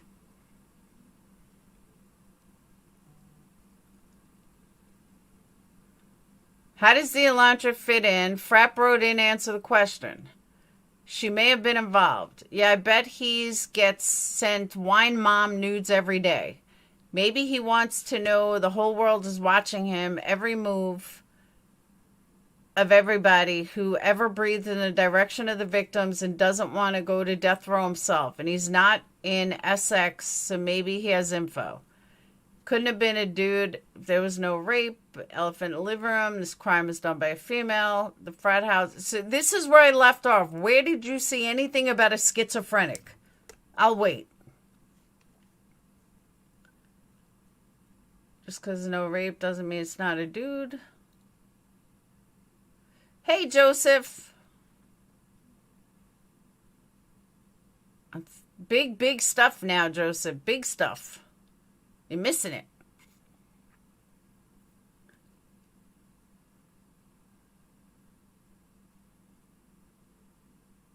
On second thought, I'm not convinced Bridget's a real person. Yeah, this is... I want to know what this is. Because I thought you meant in what I'm reading. I can't read both at the same time. On phone On phone call with ex. She's saying some dumb shit. Suddenly start hearing her getting murdered. Call over my frat bros. Crush a couple of doozies before heading over there. Approach the masked man. Realize it's one of the bros. Don't speak a word about it ever again. That doesn't even make sense, though. Could be a fag. Good point. His relationship with other David is pretty sus. Murder buddies for life. Why are people so adamant that the white car is a suspect? It's not, clearly from the information we've been given. I can't even remember, is Jack D even in Sig Kai? I know Jack S isn't. I don't want to read that fake Zoomer and speak drive. We can be together now, my love, it's solved.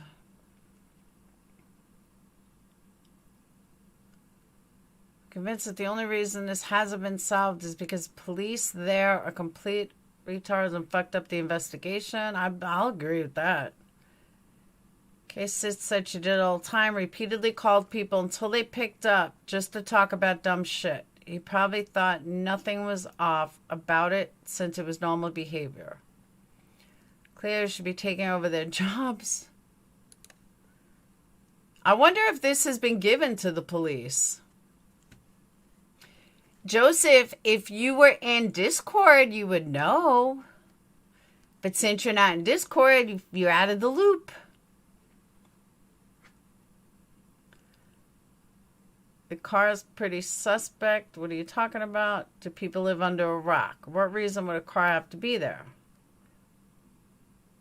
To be honest, somehow I like fake lips.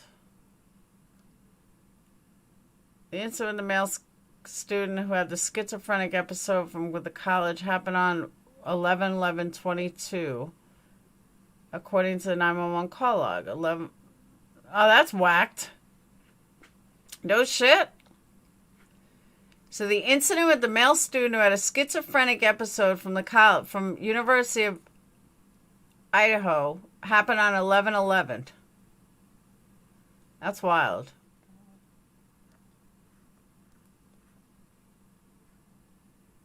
Compass Bridget is friends with Dylan. Oh, shit. They believe that Bridget is the accomplice. Bridget is friends with Dylan. Well, maybe that's why Dylan survived. Think about it. Here's a picture of them together. Dylan's still living. Think about that.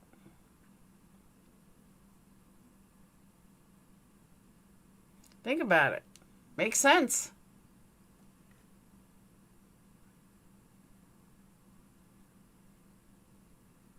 About to introduce you, possible murder accomplice Bridget.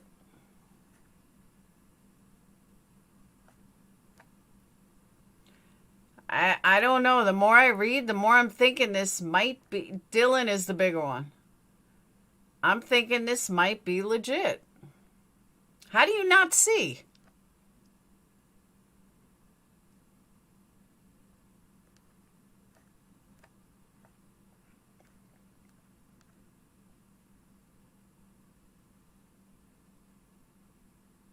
It does make sense. It makes perfect sense. I do feel like we're getting somewhere, Verika. I really, truly do. I'm wondering if it is legit. I'm starting to think it is. Why is he speculated to be involved? I used to think she was sus like the first week. She's a loner type. The antithesis of a sorority girl. So buried you in DSL or in S. I don't know what SX is. Oh, Celta. Their fraternity. There were 4 silhouettes seen in the body cam footage. So far, we have Bridget, David, and David L. So we're missing one.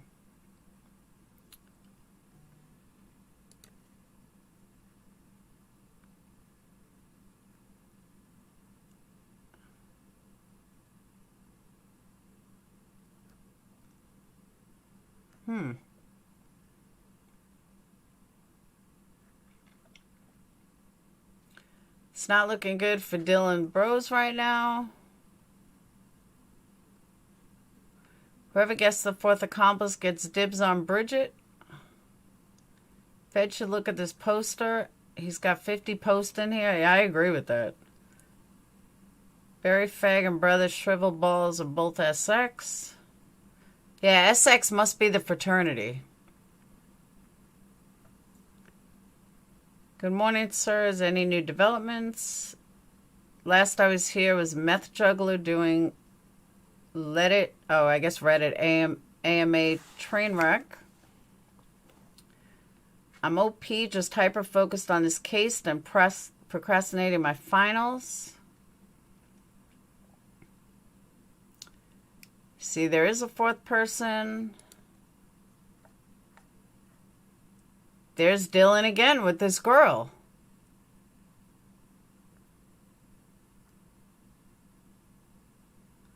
There's Dylan with this chick, Bridget.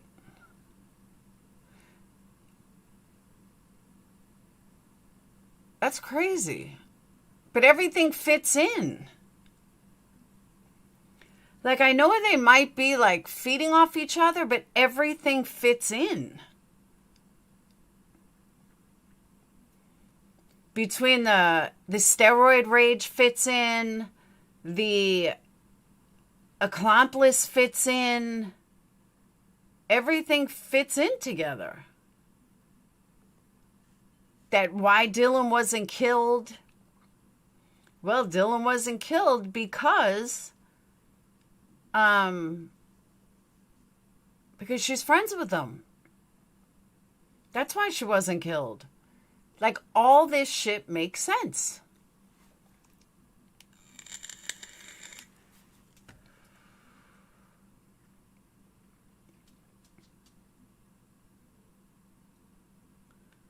So that's why Dylan and Bethany were left alone.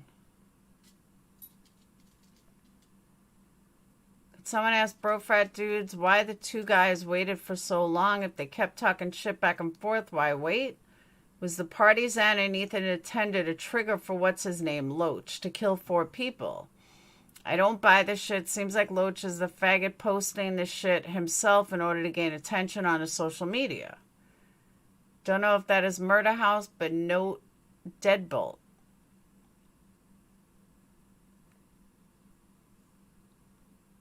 I'd say it's very common in sorority bedrooms.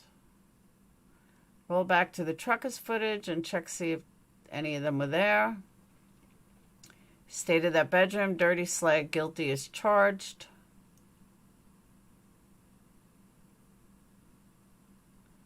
Maybe this is what the cops trying to figure out. The person could be the owner of the white Elantra. Early reports were skateboard tracks and women's size 6 van prints in snow. I don't remember hearing that. Do you guys remember hearing that? Friends of Dylan and Bethany. But that girl could be a size 6 foot. And she was really skinny. Person could be the owner of the white Elantra. Time to move to Idaho. Even loser psychos like DSL and SCB have cute all chicks willing to commit a Class A felony for them.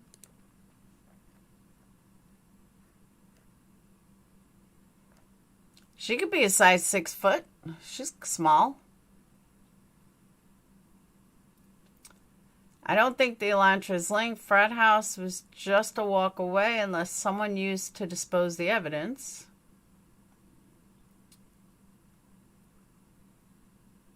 Kylie and Maddie's last call to Jack with 2:53. Say they prepared to sleep, talked a bit, 3:10 to 3:20, or maybe even 3:30 when they went to sleep. Fitz killer scouted the place out before, but probably would have called it off when he saw the cops. He did not see them, which tells me he was scouting the place at the parking lot. He was nowhere near these main roads. That makes sense too. Caption, Sigma Chi till I die. I think that's Loach. And I think that's Barry. I don't know who the rest are. Oh, you guys can't see it. Hold on. That's Loach. And I could see him being a killer. And this is the dude Barry they're talking about. I don't know who anyone else is.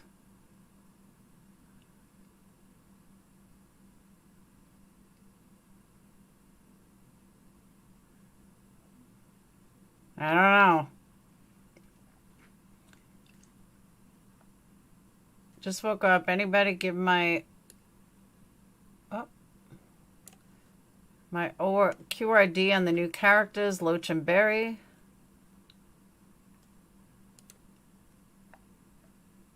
She's got Vans, but she don't look like a size 6. That don't really look like a size 6.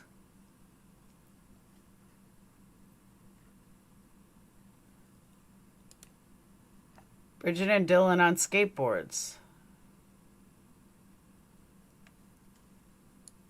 That's Bridget and Dylan. Those aren't Vans, they're Nikes. But she looks small enough to be a size 6 foot.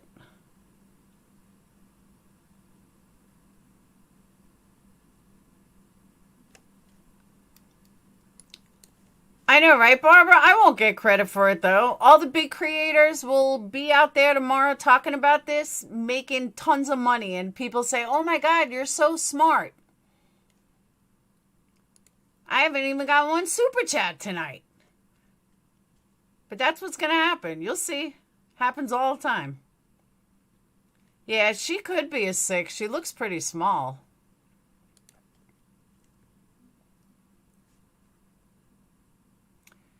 Clearly have not been keeping up with everything. I call this as a wine mom. We fucking cracked the case. Based on looks alone, Bridget does not strike me as a go along with murder plot. Oh, she was at the food truck? Reading for some reason that does it for me. Compare Sarah Osborne Instagram. Skater girl thing is an act though. You could tell those boards don't have a scratch on them. Here's Dylan and Bridget at a tea party. Oh, they're real close. There's no joke. They're real tight. There's a lot of pictures of them together. I'm telling you guys, this makes sense. This really makes sense. Thank you, Alexis. I love you too. It really does make sense. That's why Dylan's life was spared. But I don't... Oh, yeah, the other roommate was there. I was like, oh, do we even know the other roommate was definitely there? But I don't know. There's a lot of pictures of them together.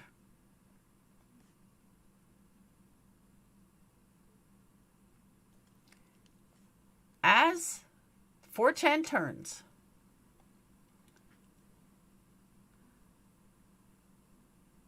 For the aesthetic, of course. Apparently, at night of the murders, Ian Leach got into a fight at SX and E. Said Loach has shriveled balls from roids. X was talking shit too. Loach has long-standing beef. Yeah, this was earlier. This is at least what I gathered from Frat Anon. Thank you, Jen. So we know for sure that she was at the food truck? I guess Barry's poor tutoring of Ethan caused him to have a retake freshman year. But Ethan is that new though? That Ethan was a freshman again?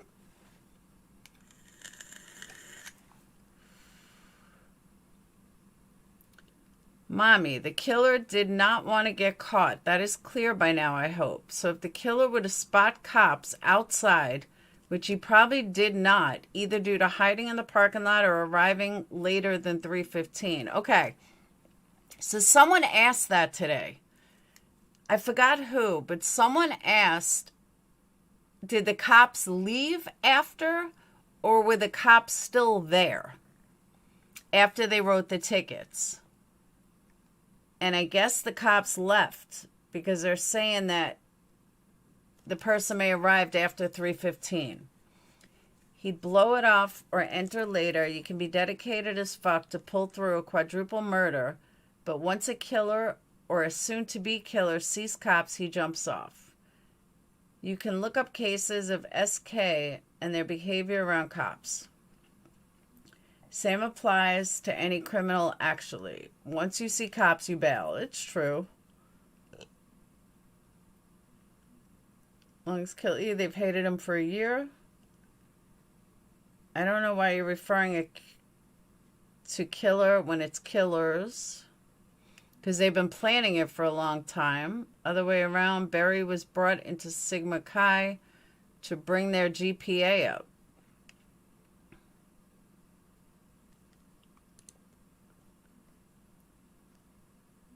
I don't know who that is, but that's Bridget again.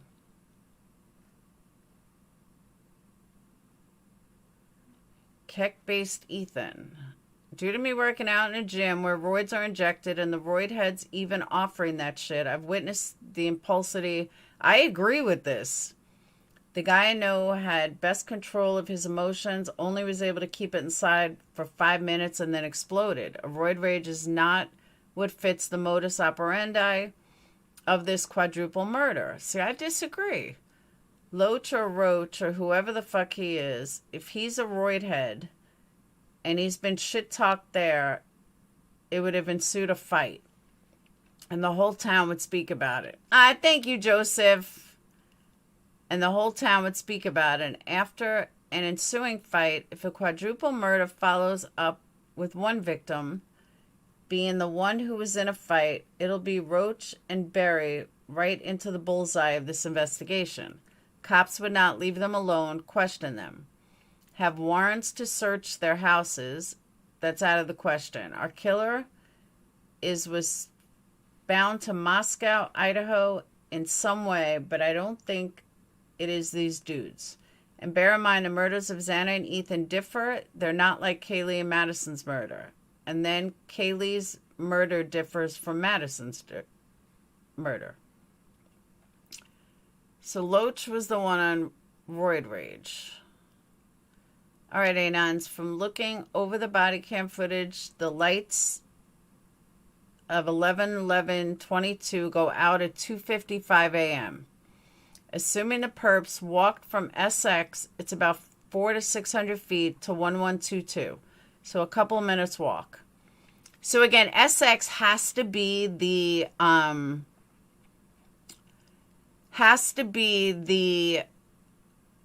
fraternity house. So yeah, Sigma Chi. Let's say they took max 5 minutes. That puts them in front of the house no later than 3 a.m. The body cam footage shows the figures moving across the corner of the body cam at 3:12 a.m. So you're telling me dick-sucking Larry wiped out 2 floors in less than 10 minutes. They're talking about Olivia's video.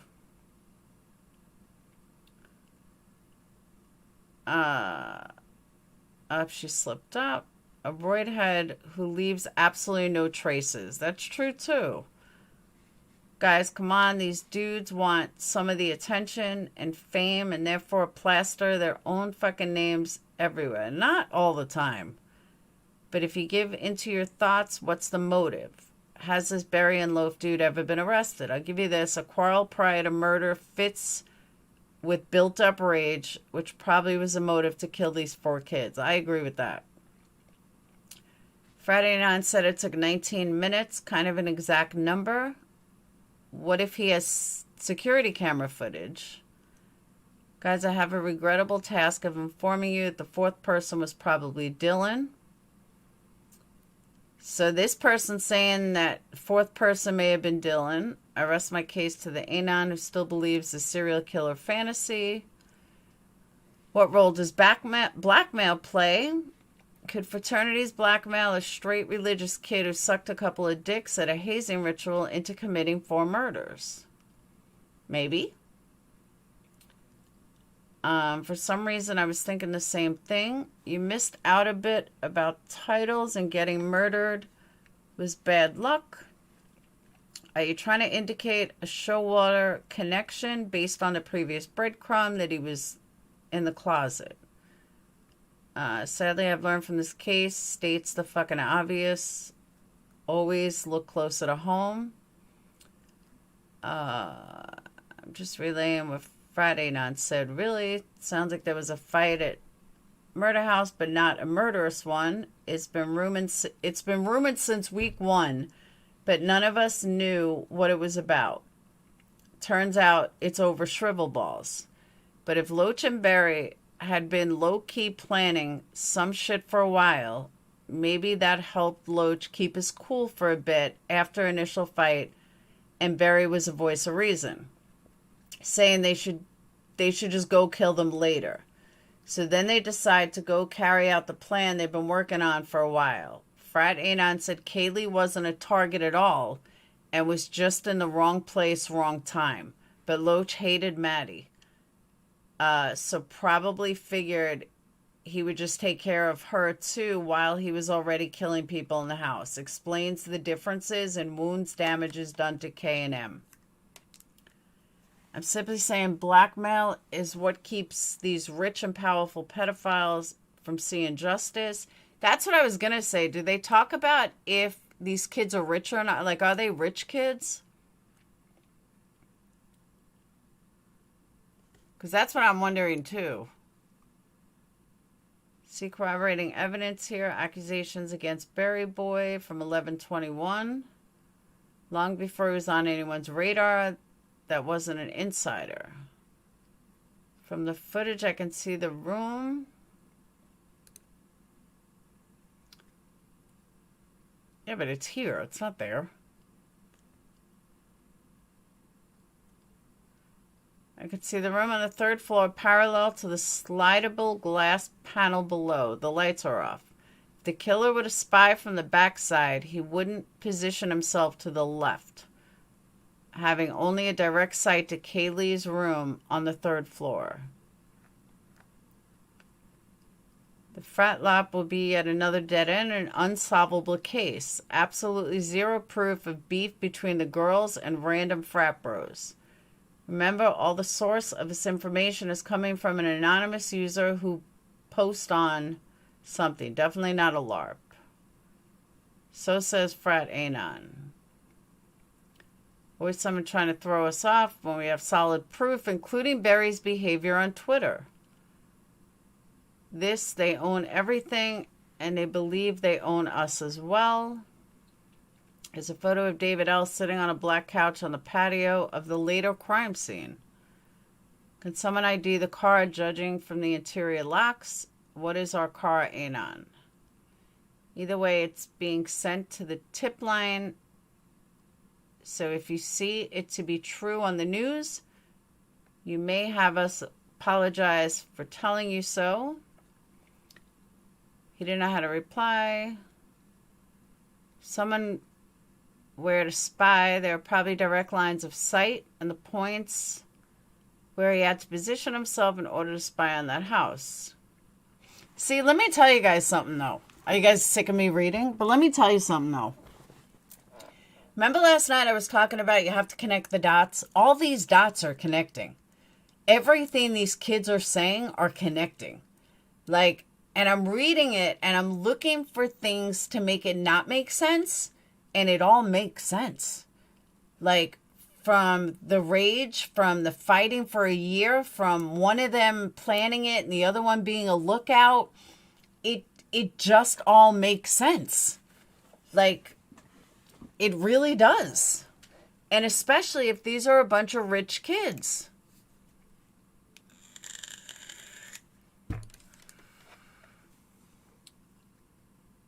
Oh, Bridget's on there. Living the dream, David. Oh, that's what they were talking about. Thank you, love. Love it when the energy of the generals changes and they become comfy.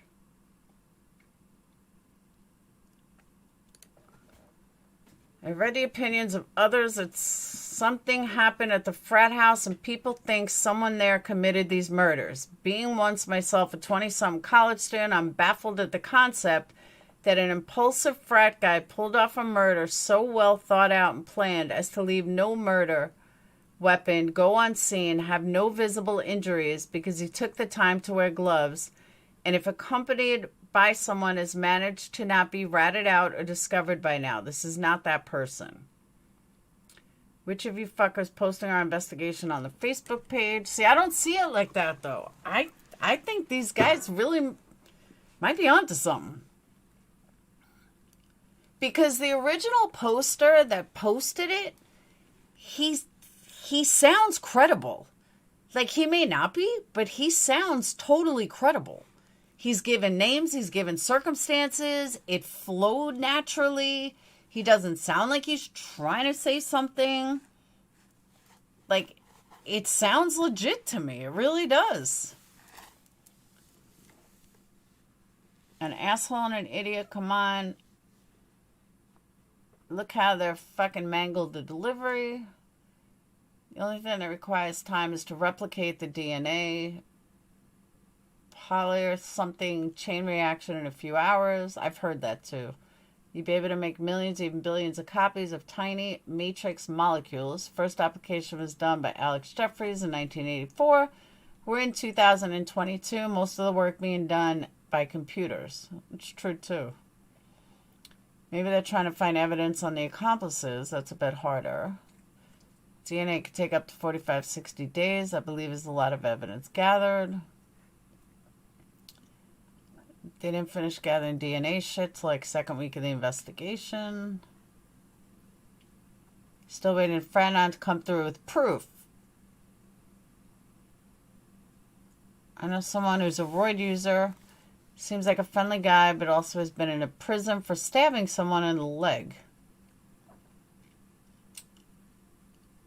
Okay, so this person agrees with me. Bro, are you serious? LMAO, Frat Anon was incredibly specific, and he claims to know this shit because he was there and in the frat that is the center of all of this. Could it be LARP? Sure. But it makes a lot of shit make sense that didn't make sense before, so could all be true. And the probs did come forward to the cops, not the retarded mom. I got to agree with this post. I do. That he was really specific. He gave frat rooms. He gave everything. Like, it does make sense. Everything he said made sense.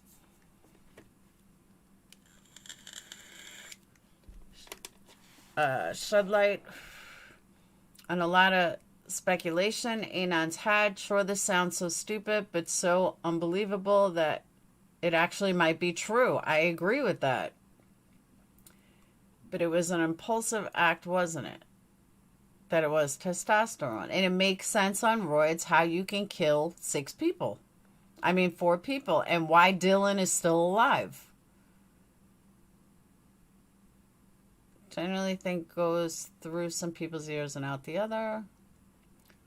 Not a smoking gun, but about instead of ABT is a less common abbreviation for about. It's just weird that Loach uses it so frequently, and the one time Barry uses it in a rather defensive reply to a local accusing him of being the killer on TikTok.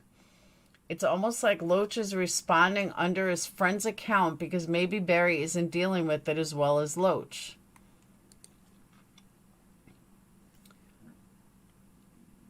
All right, that's Loach. Read the Linda quote, AB, it will make for lots of fun defensive plays. Everyone hates David. Please don't make comments, AB, something that obviously you aren't informed. People are going around saying they're pretty confident you unalived. Well, that's interesting. See, you know why I give credit to this, though? I give credit to these people because they're like, they know these guys. So they know that AB, it's kind of like couple of years ago in the drama community, there were a bunch of fake posts going around. And I got the blame for it. A couple of other people got the blame for it. But the key in it was they kept using AB. Same thing. And none of us ever used AB. But one of the girls that were accusing us always used AB. And that's how people realized who actually wrote those letters.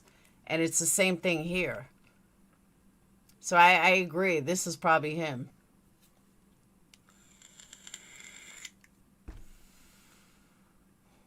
Psychopath, high chance. 2 psychopaths, low chance. 1 big group, a multi-connected, blackmail-oriented bunch of frat boys committed murder, 100% certainty.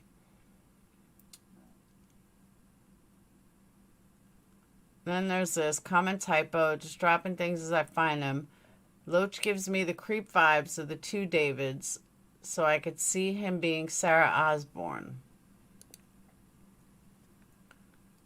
If I tweets this, I think I'll get shot.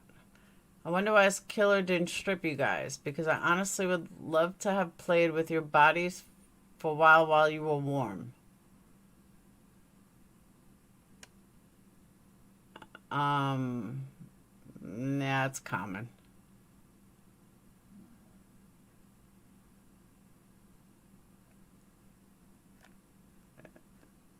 This is crazy.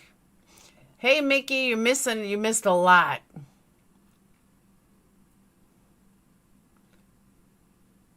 Burial seems like a type pussy guy who acts all hard. All right, I'm going to use my psychic abilities here.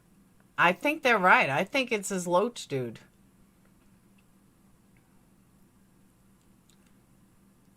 Looks like Maddie and Kaylee on the left. Which David are you? How shriveled is your ball sack? Guys live in Moscow. I know some people who currently attend college. I actually knew some of the victims. Literally, no one knows what happened. This is not some grand conspiracy committed by the murders of the fraternity. It's too ridiculous and improbable. I don't agree. Oh, this is all from today. All of this is from today. Yeah, I showed it before. I'll show it again. I mean, here's one of them. There's one of them. But I'll scroll back up before.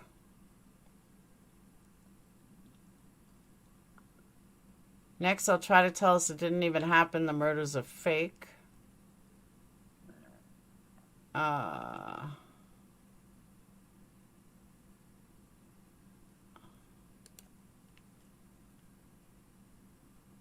this is him. That's him.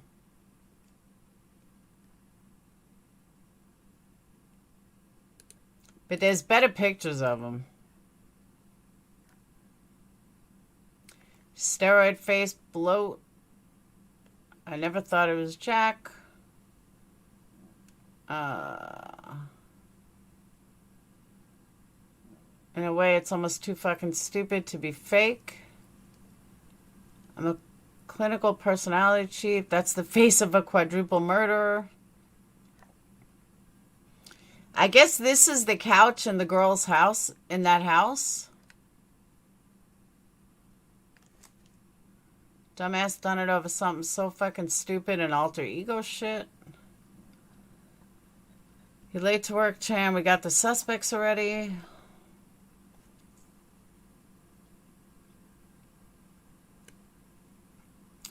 We got him now. They need the death penalty.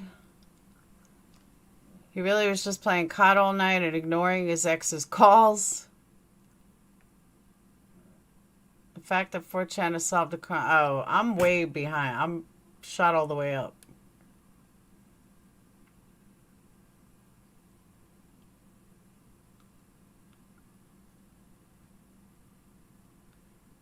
That's the picture of Bridget you guys were looking for.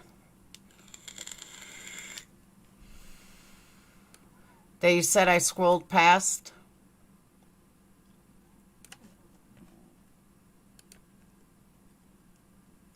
That's it. That's the one you're like, we couldn't see. That's Bridget. It really does make sense. All right, I was all the way down here. I was past this. All right, short thing, frat bro. Idaho has the death penalty. Whoever did this gonna fry. Fake Moscow bro. Why would you post such a thing? Only know you get yammered on. I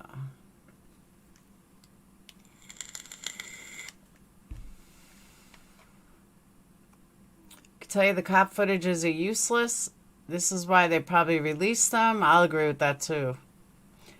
Idaho's killer murder mystery.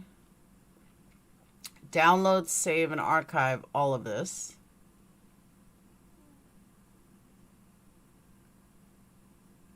It's a Karen, no point in trying to redirect them. But you guys don't need to download it because I have it on this live. Noodles. It's crossing out of a killer.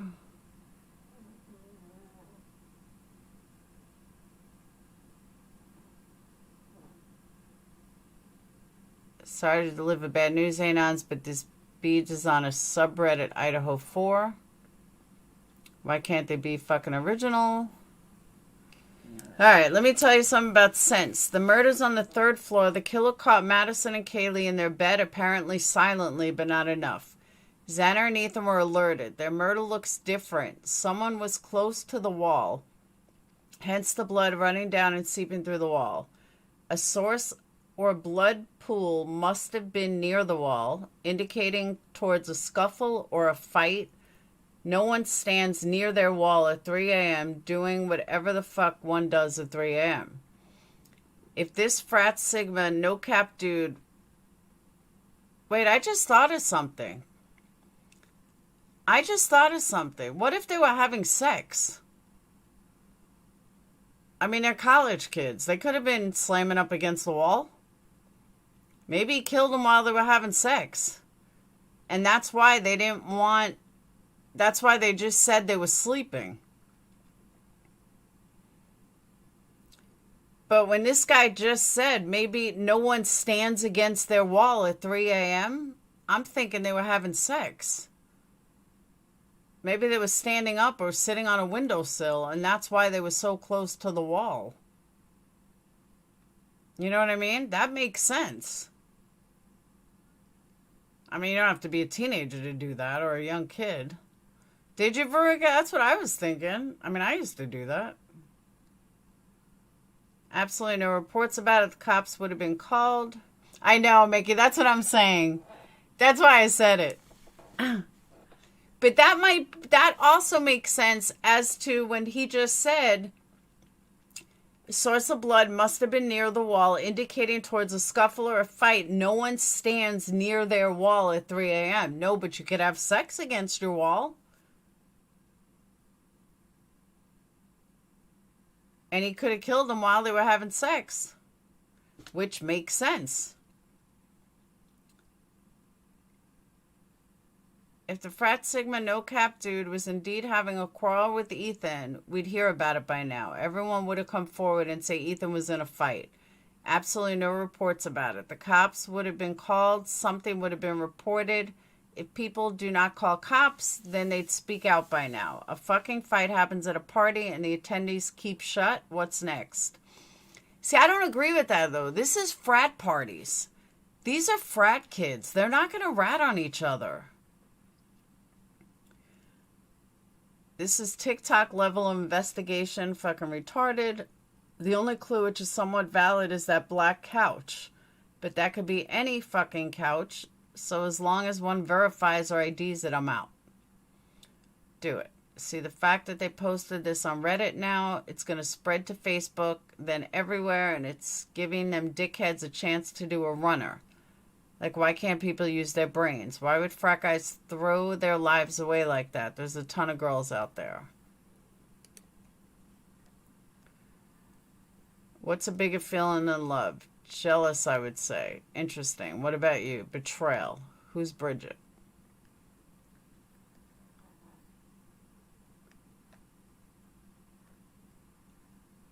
Oh, that was from February. So I guess this is a post between Bridget and somebody else. This shit is fucked up. That YouTube psychic is more reliable than this bullshit. Seriously, I feel really bad for the fathers and mothers. If anyone's seeing this, sus, good riddance. How the fuck is dude not in the brink? Sus said his frat bros haven't ratted him out. Now the legend and MSM will follow them forever.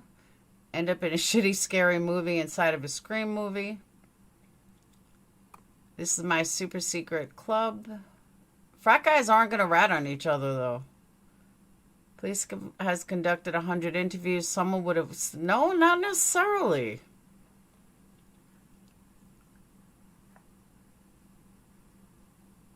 There's been a rumor about a fight since day one.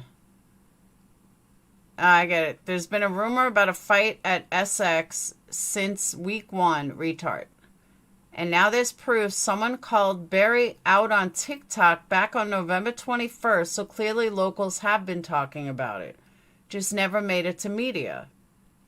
Cops very likely have his info and are waiting on DNA or a solid piece of physical evidence before being able to make an arrest. This shit takes time, contrary to your retarded belief.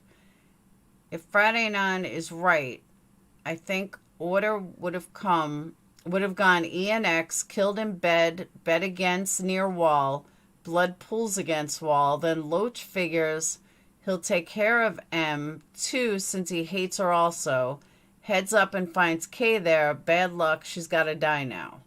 Explains the differences between moons on M and K. He hated one, other one was just collateral damage.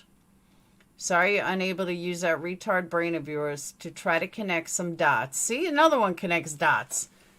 But if the info is right, it makes sense and answers a lot of questions. I agree with that weren't answered before. And props to Frat Anon if he did make all that shit up because it was very specific and detailed and believable for a LARP if that's what it ends up being. I 100% agree with this. These aren't poltards, they're dimwits who either came from TikTok or Reddit. I've been here since the first few threads. Back then we discussed possible SK, which I still do not rule out, but I'm inclined to think that it was not SK, but the discussion was more sophisticated and people actually focused on facts rather than rumors on TikTok. Call me when the cops or someone speaks. See, but honestly, this is a pretty easy fix. Just test the DNA of these kids. What car interior? Fuck you and fuck Frat Anon. Exclusive. The family of one of 4 victims in a shocking home invasion attack last month is looking to raise money, reward money for information. The case in the investigation hits the 4-week mark without an arrest or any publicly identified suspects. That's Fox News.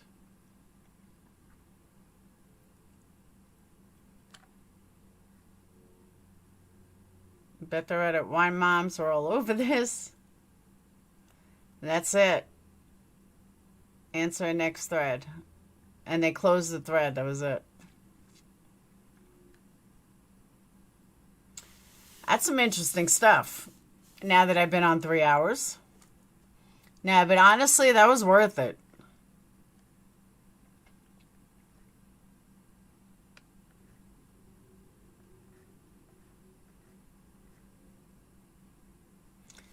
I don't know, guys. I don't know what you guys think, but I think it all makes perfect sense. Mickey, you weren't here at the beginning. Let me go back to the beginning and it'll make more sense to you. Okay. So someone from the frat posted this first thread. Bro, you can see the King ID house from David's Sigma Chi room. Once that 3rd floor light turned off, they did it. 19 minutes total, walk included. Talked about this shit at Bishop Kelly. I'm assuming Bishop Kelly is either a bar or another frat house. So they talked about it at Bishop Kelly NSX, which is Sigma. Loach and E, which is Ethan, got into a fight that night. Xana allegedly talking shit. Leach had problems with Maddie also. This shit has been brewing since Fall Rush last year. Cunts went quiet at social media for 2 weeks before and after the deed. Barry's mom is a paralegal, so he knows not to say shit. Loach cleared his social media. Had to take a shit. Sigma Chi 22 saw Ethan, Xana, Loach, and Barry at the party. Loach and Ethan have issues back to E rushing. E talks shit about Loach taking steroids and having his balls shrivel. Loach pissed as he wanted Xana. For dumbass young'uns like Ethan, tutors are assigned. Barry blew it with Ethan. Ethan, a second-year freshman. Barry also self-conscious about his spick blood and talks empty shit. Barry and Loach talked about this shit in general for a while. Talked about leaving their cell phones behind and on YouTube. Autoplay. No pings. No guns. Too loud. Area dead early Sunday mornings. Barry even calls out shit media. Media saying titties were Target. That shit is false. Titties bad luck. Targets were Ethan and Xana and Maddie. Maddie talked shit about Loach. Never acknowledged Barry. Maddie's right about that one. He is a cunt. Loach should have taken out Barry. It makes perfect sense. I really, truly think this is legit. I don't know why.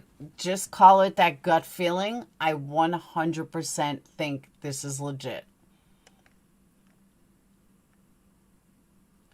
No, Rush is a fraternity thing. It's like initiation. When you're a freshman and you come in and you want to join a fraternity, you have to go through like a week of Rush. You got to do crazy shit. I do, Tyler. I honestly and truly do. When I try to connect the dots of all of it, it makes perfect sense. The starting at the beginning from whoever wrote that is extremely detailed. Frat brothers are going to stay quiet to each other. $9,250 yearly to attend. What is Bishop Kelly, though? What is it? And it was what was said on the national TV. Oh, was it? But Tyler, honestly, I really do think this is legit. And the things that were pointed out make sense. Everything about it makes sense. That girl Bridget and the fact that Dylan is still alive. I haven't seen much on Bethany, but Dylan's still alive. See, he had 3,000 people. I haven't even broke 280. That's what I'm saying. I am the most underappreciated person out here. Totally. 9K is cheap. My daughter's high school is 13K. Oh, it's a college private high school. Oh. So why would they talk about it?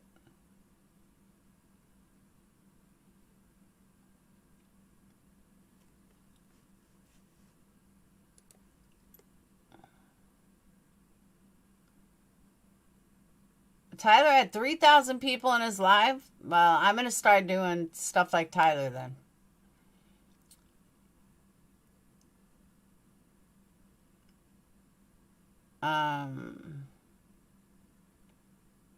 Yeah, but why would they talk about a fight there last year? I am underappreciated. That's what I'm saying.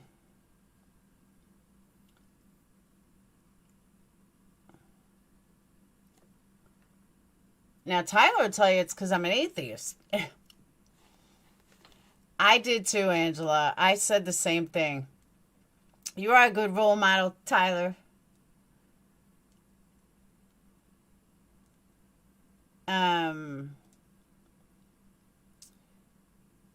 But yeah, I do. I think it's legit. Said it goes all the way back to Bishop. You need me, Laura? Just kidding. Yeah, I can't keep up with 2 Discords, Mickey, so I feel you on that.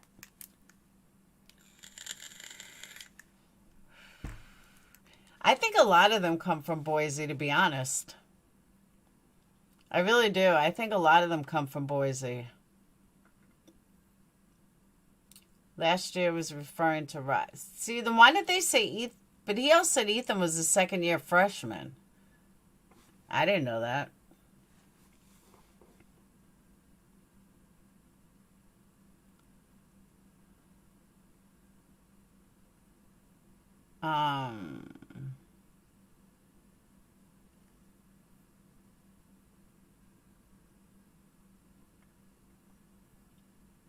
You need to look into a church? I need to look into rich subs. That's what I need. I need rich subs.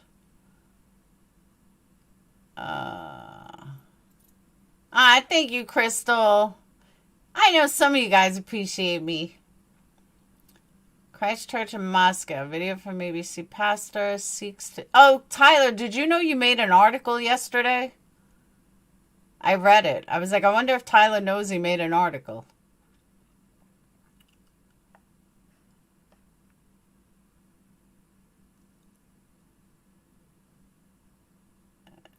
So that's the high school. Interesting.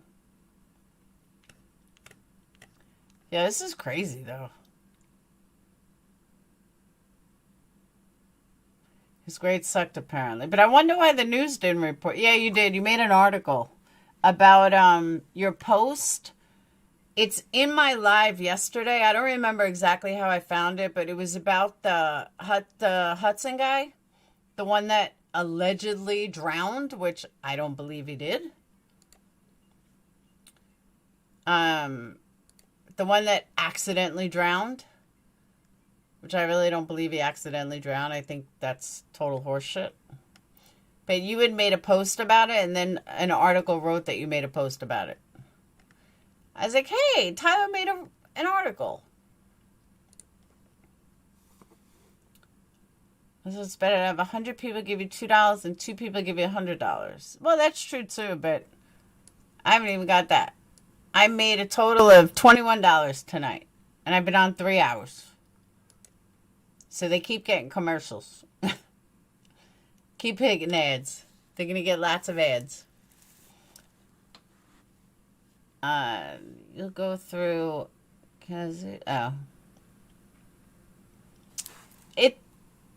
It's not a channel. It was an article. Let me see if I can find it. Hold on. And it wasn't a big article. It was like an independent article, but they quoted you. They're like, and look what Tyler Feller does. Or Tyler Feller brought up. So, and I started reading. I was like, I think Tyler's right. Hold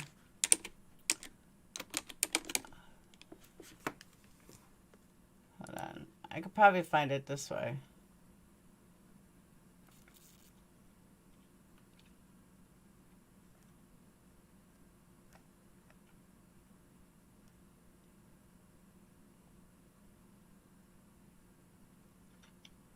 Thank you, Southern Gal.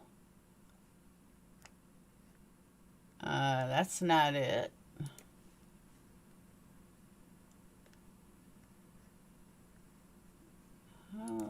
You know what? Let me try this way. Here it is.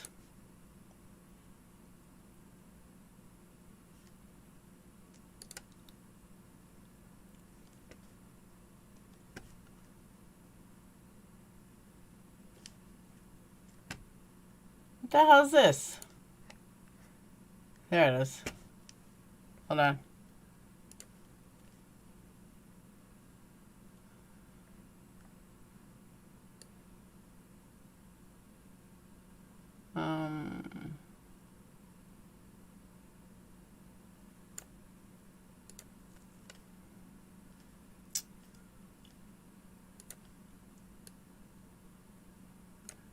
Thank you, Running Bear.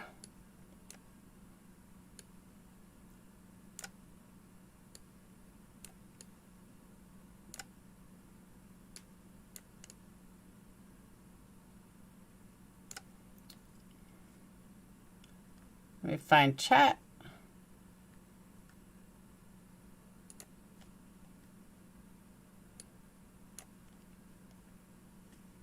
It's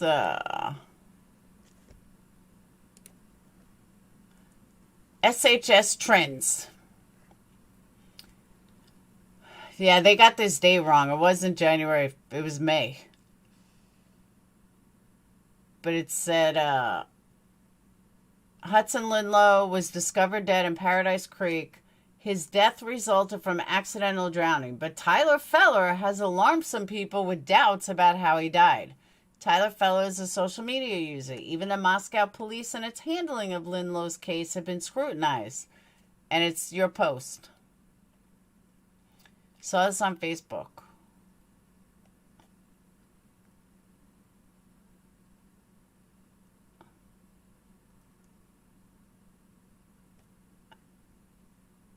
So that's the article you read. But they wrote January, and it wasn't January. It was May. Oh, no. I'm sorry, Southern Gal.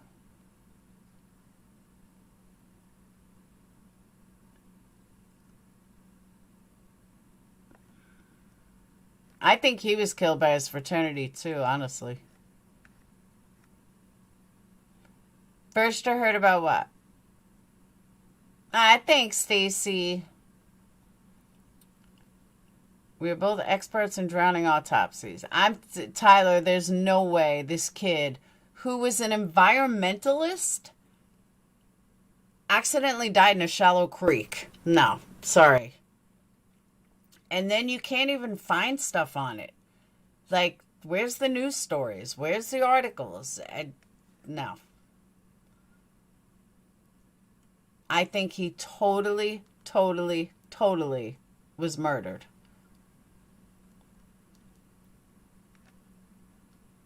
Yeah, I went through this last night. Because I was looking up stuff on Hannah. And then I came across this about Hudson. And I was like,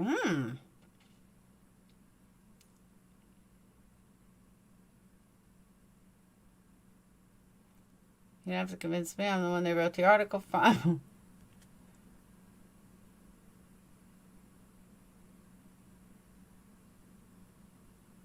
But that's another thing about the one tonight.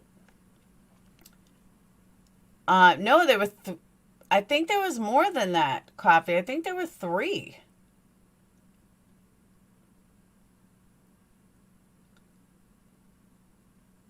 The Anon stuff, I'm telling you, I believe that is real. The fact that Brittany has so many pictures with Dylan and Dylan survived, that's the other reason why I think there's that post makes sense. Because why'd the other 2 stay alive? Well, if this person is right, then one of the girls is good friends with Dylan. She's not going to have her killed. She's not going to have her killed.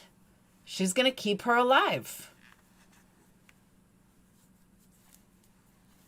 And, a lot of us felt like there was something extra to this. There was something missing to this. And we knew that there was something missing. I think that's what we've been missing. Dylan is involved. She may not directly know, but she may be friends with the killer.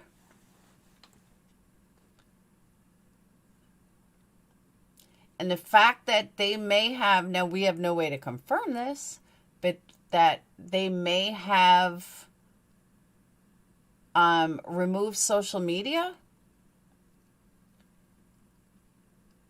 You think over this rush went, absolutely, Mickey.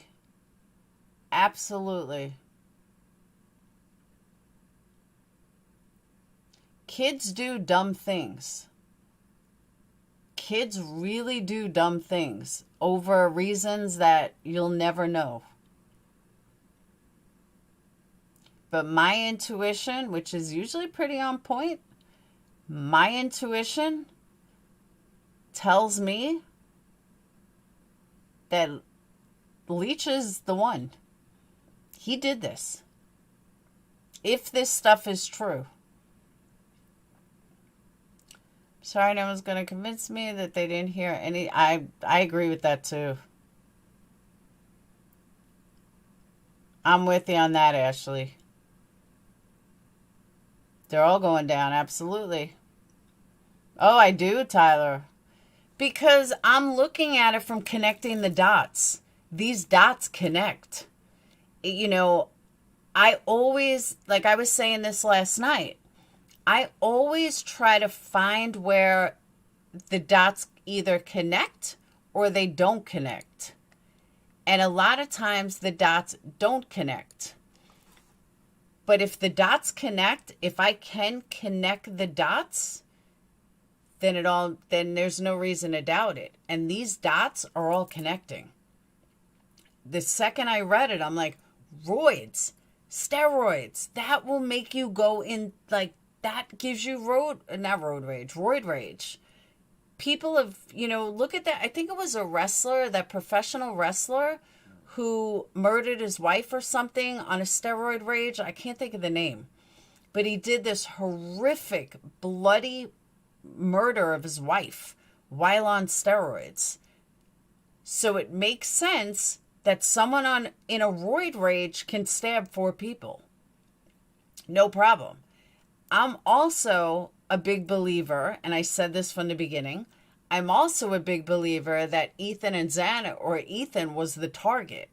And I said that, I've been saying that for a couple of days, that I never thought Kaylee was a target. I believe Ethan was the target because once I connect the dots of how Ethan connects, then it all makes sense. It's Ethan that's the target, not the girls. That's why Ethan was probably taken out first. So when I think of everything that I've come up with so far,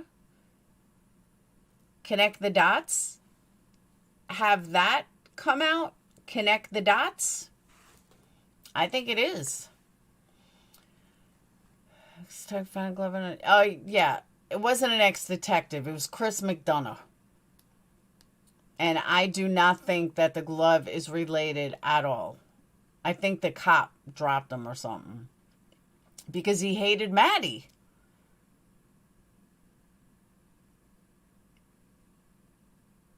They said that he went up there to kill Maddie too. But Kaylee wasn't supposed to be there. Tyler, didn't you hear that's not true? The coroner said that's not true. You got to watch Banfield tonight. They showed the coroner saying that's not true. They don't know why the father is saying this stuff because it's not true. Why they keep asking where Zena? Exactly. Anita, I think so too. Would they at least get up at 7 points to grab some munchies and would have had the main floor? Yeah, I never thought Kaylee. I always had a feeling Ethan was. I don't know why. I just got instinct. Just always told me Ethan was. I may not be right. But it gave a reason for him to go after Maddie too, and Kaylee was Kaylee was collateral damage according to this. But I've always said that Ethan was a target because that's where the dots fit. The dots, to say Kaylee was the target doesn't fit the dots because you can't connect the dots for Kaylee being the target because she wasn't even supposed to be there. She didn't live there. So there's no way Kaylee was the target. Because if let's say the killer was Jack or something, or someone from the Grubhub, they wouldn't have actually known that Kaylee was going to sleep there. Maybe Kaylee was going to get in a car and drive home. We don't know. But the killer wouldn't have known either. So that's why I never thought Kaylee was the target. Fish keep in mind the stuff not mentioned may be clues. Absolutely. Kid's dad kept saying he didn't even have to go up another flight of stairs. Yeah, to be honest with you, I don't know why this guy's lying, but something doesn't sit right with him either. And I said that from the beginning. And I'm not the only one that thought that. A lot of people thought that. Remember at one point they were trying to blame him, saying that he must have done it, which was ludicrous, but he didn't make much sense either. But now we have like names and pictures. So it just doesn't, something's not right. But I think this might be accurate. I really, truly do. And I hope the cops take it seriously. And if it's something these kids are talking about for a while, and I got news for you. A lot of people saying, well, why wouldn't they come forward? Why would they? Cops have nothing. Kids are not going to come forward and say who did this. They don't have anything. They're going to call the cops bluff. Well, let's see what you got. Let's see if you can figure it out. And I don't blame him. I would too. If I was going through grief. Yeah, I got to get off soon. I'm on 3.5 hours. I was supposed to be on like an hour and a half. I feel horrible for the parents. But in a weird way, it may also be why Kaylee is always promoted, because Kaylee wasn't even supposed to be there. Maybe they know that the other kids were actual targets. I don't know. But just remember, guys, this is a frat house. Guys, fraternities protect each other. So even if somebody knows, they may not say anything. Yeah, that's true. Ethan didn't leave there either. But if they were across from the fraternity, they would have known where Ethan was going. Yeah, Billy Joe was arrested, but nothing in relation to Quentin. Then I don't know, Crystal. You can't add anything on that thread. Let me see. Let's see what comes up.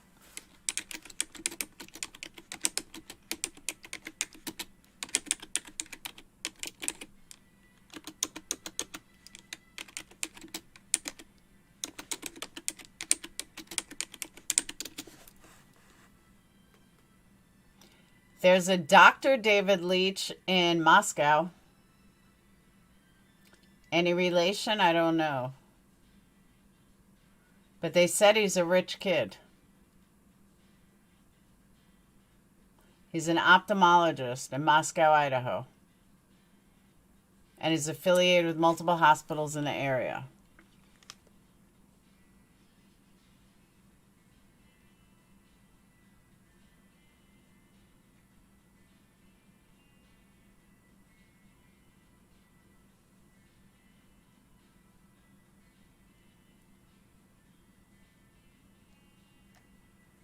So,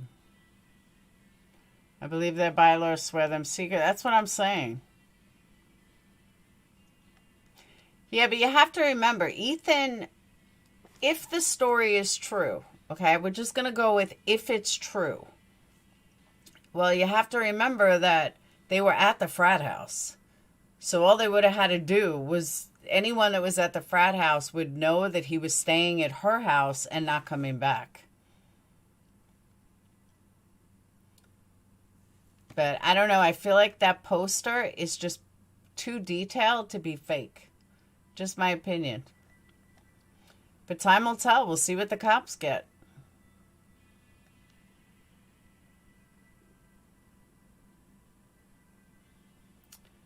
Someone connected to Maddie's father arrested. I don't know. But I am going to get off of here because I've been on 3.5 hours. I love you guys. I will see you guys tomorrow. But let me know if anything pops up tomorrow more. But I'm going to also look into this. And let's see where it goes. All right. I will see you guys later. I'll see you tomorrow. Thank you guys for super chats, PayPals, Cash Apps, candle orders. Have a wonderful day. And again, to the person that sent me this, thank you. Yeah, they have to make a connection. And make sure you hit that thumb up on the way out. All right? I will see you guys later. Peace. You get a commercial on your way out.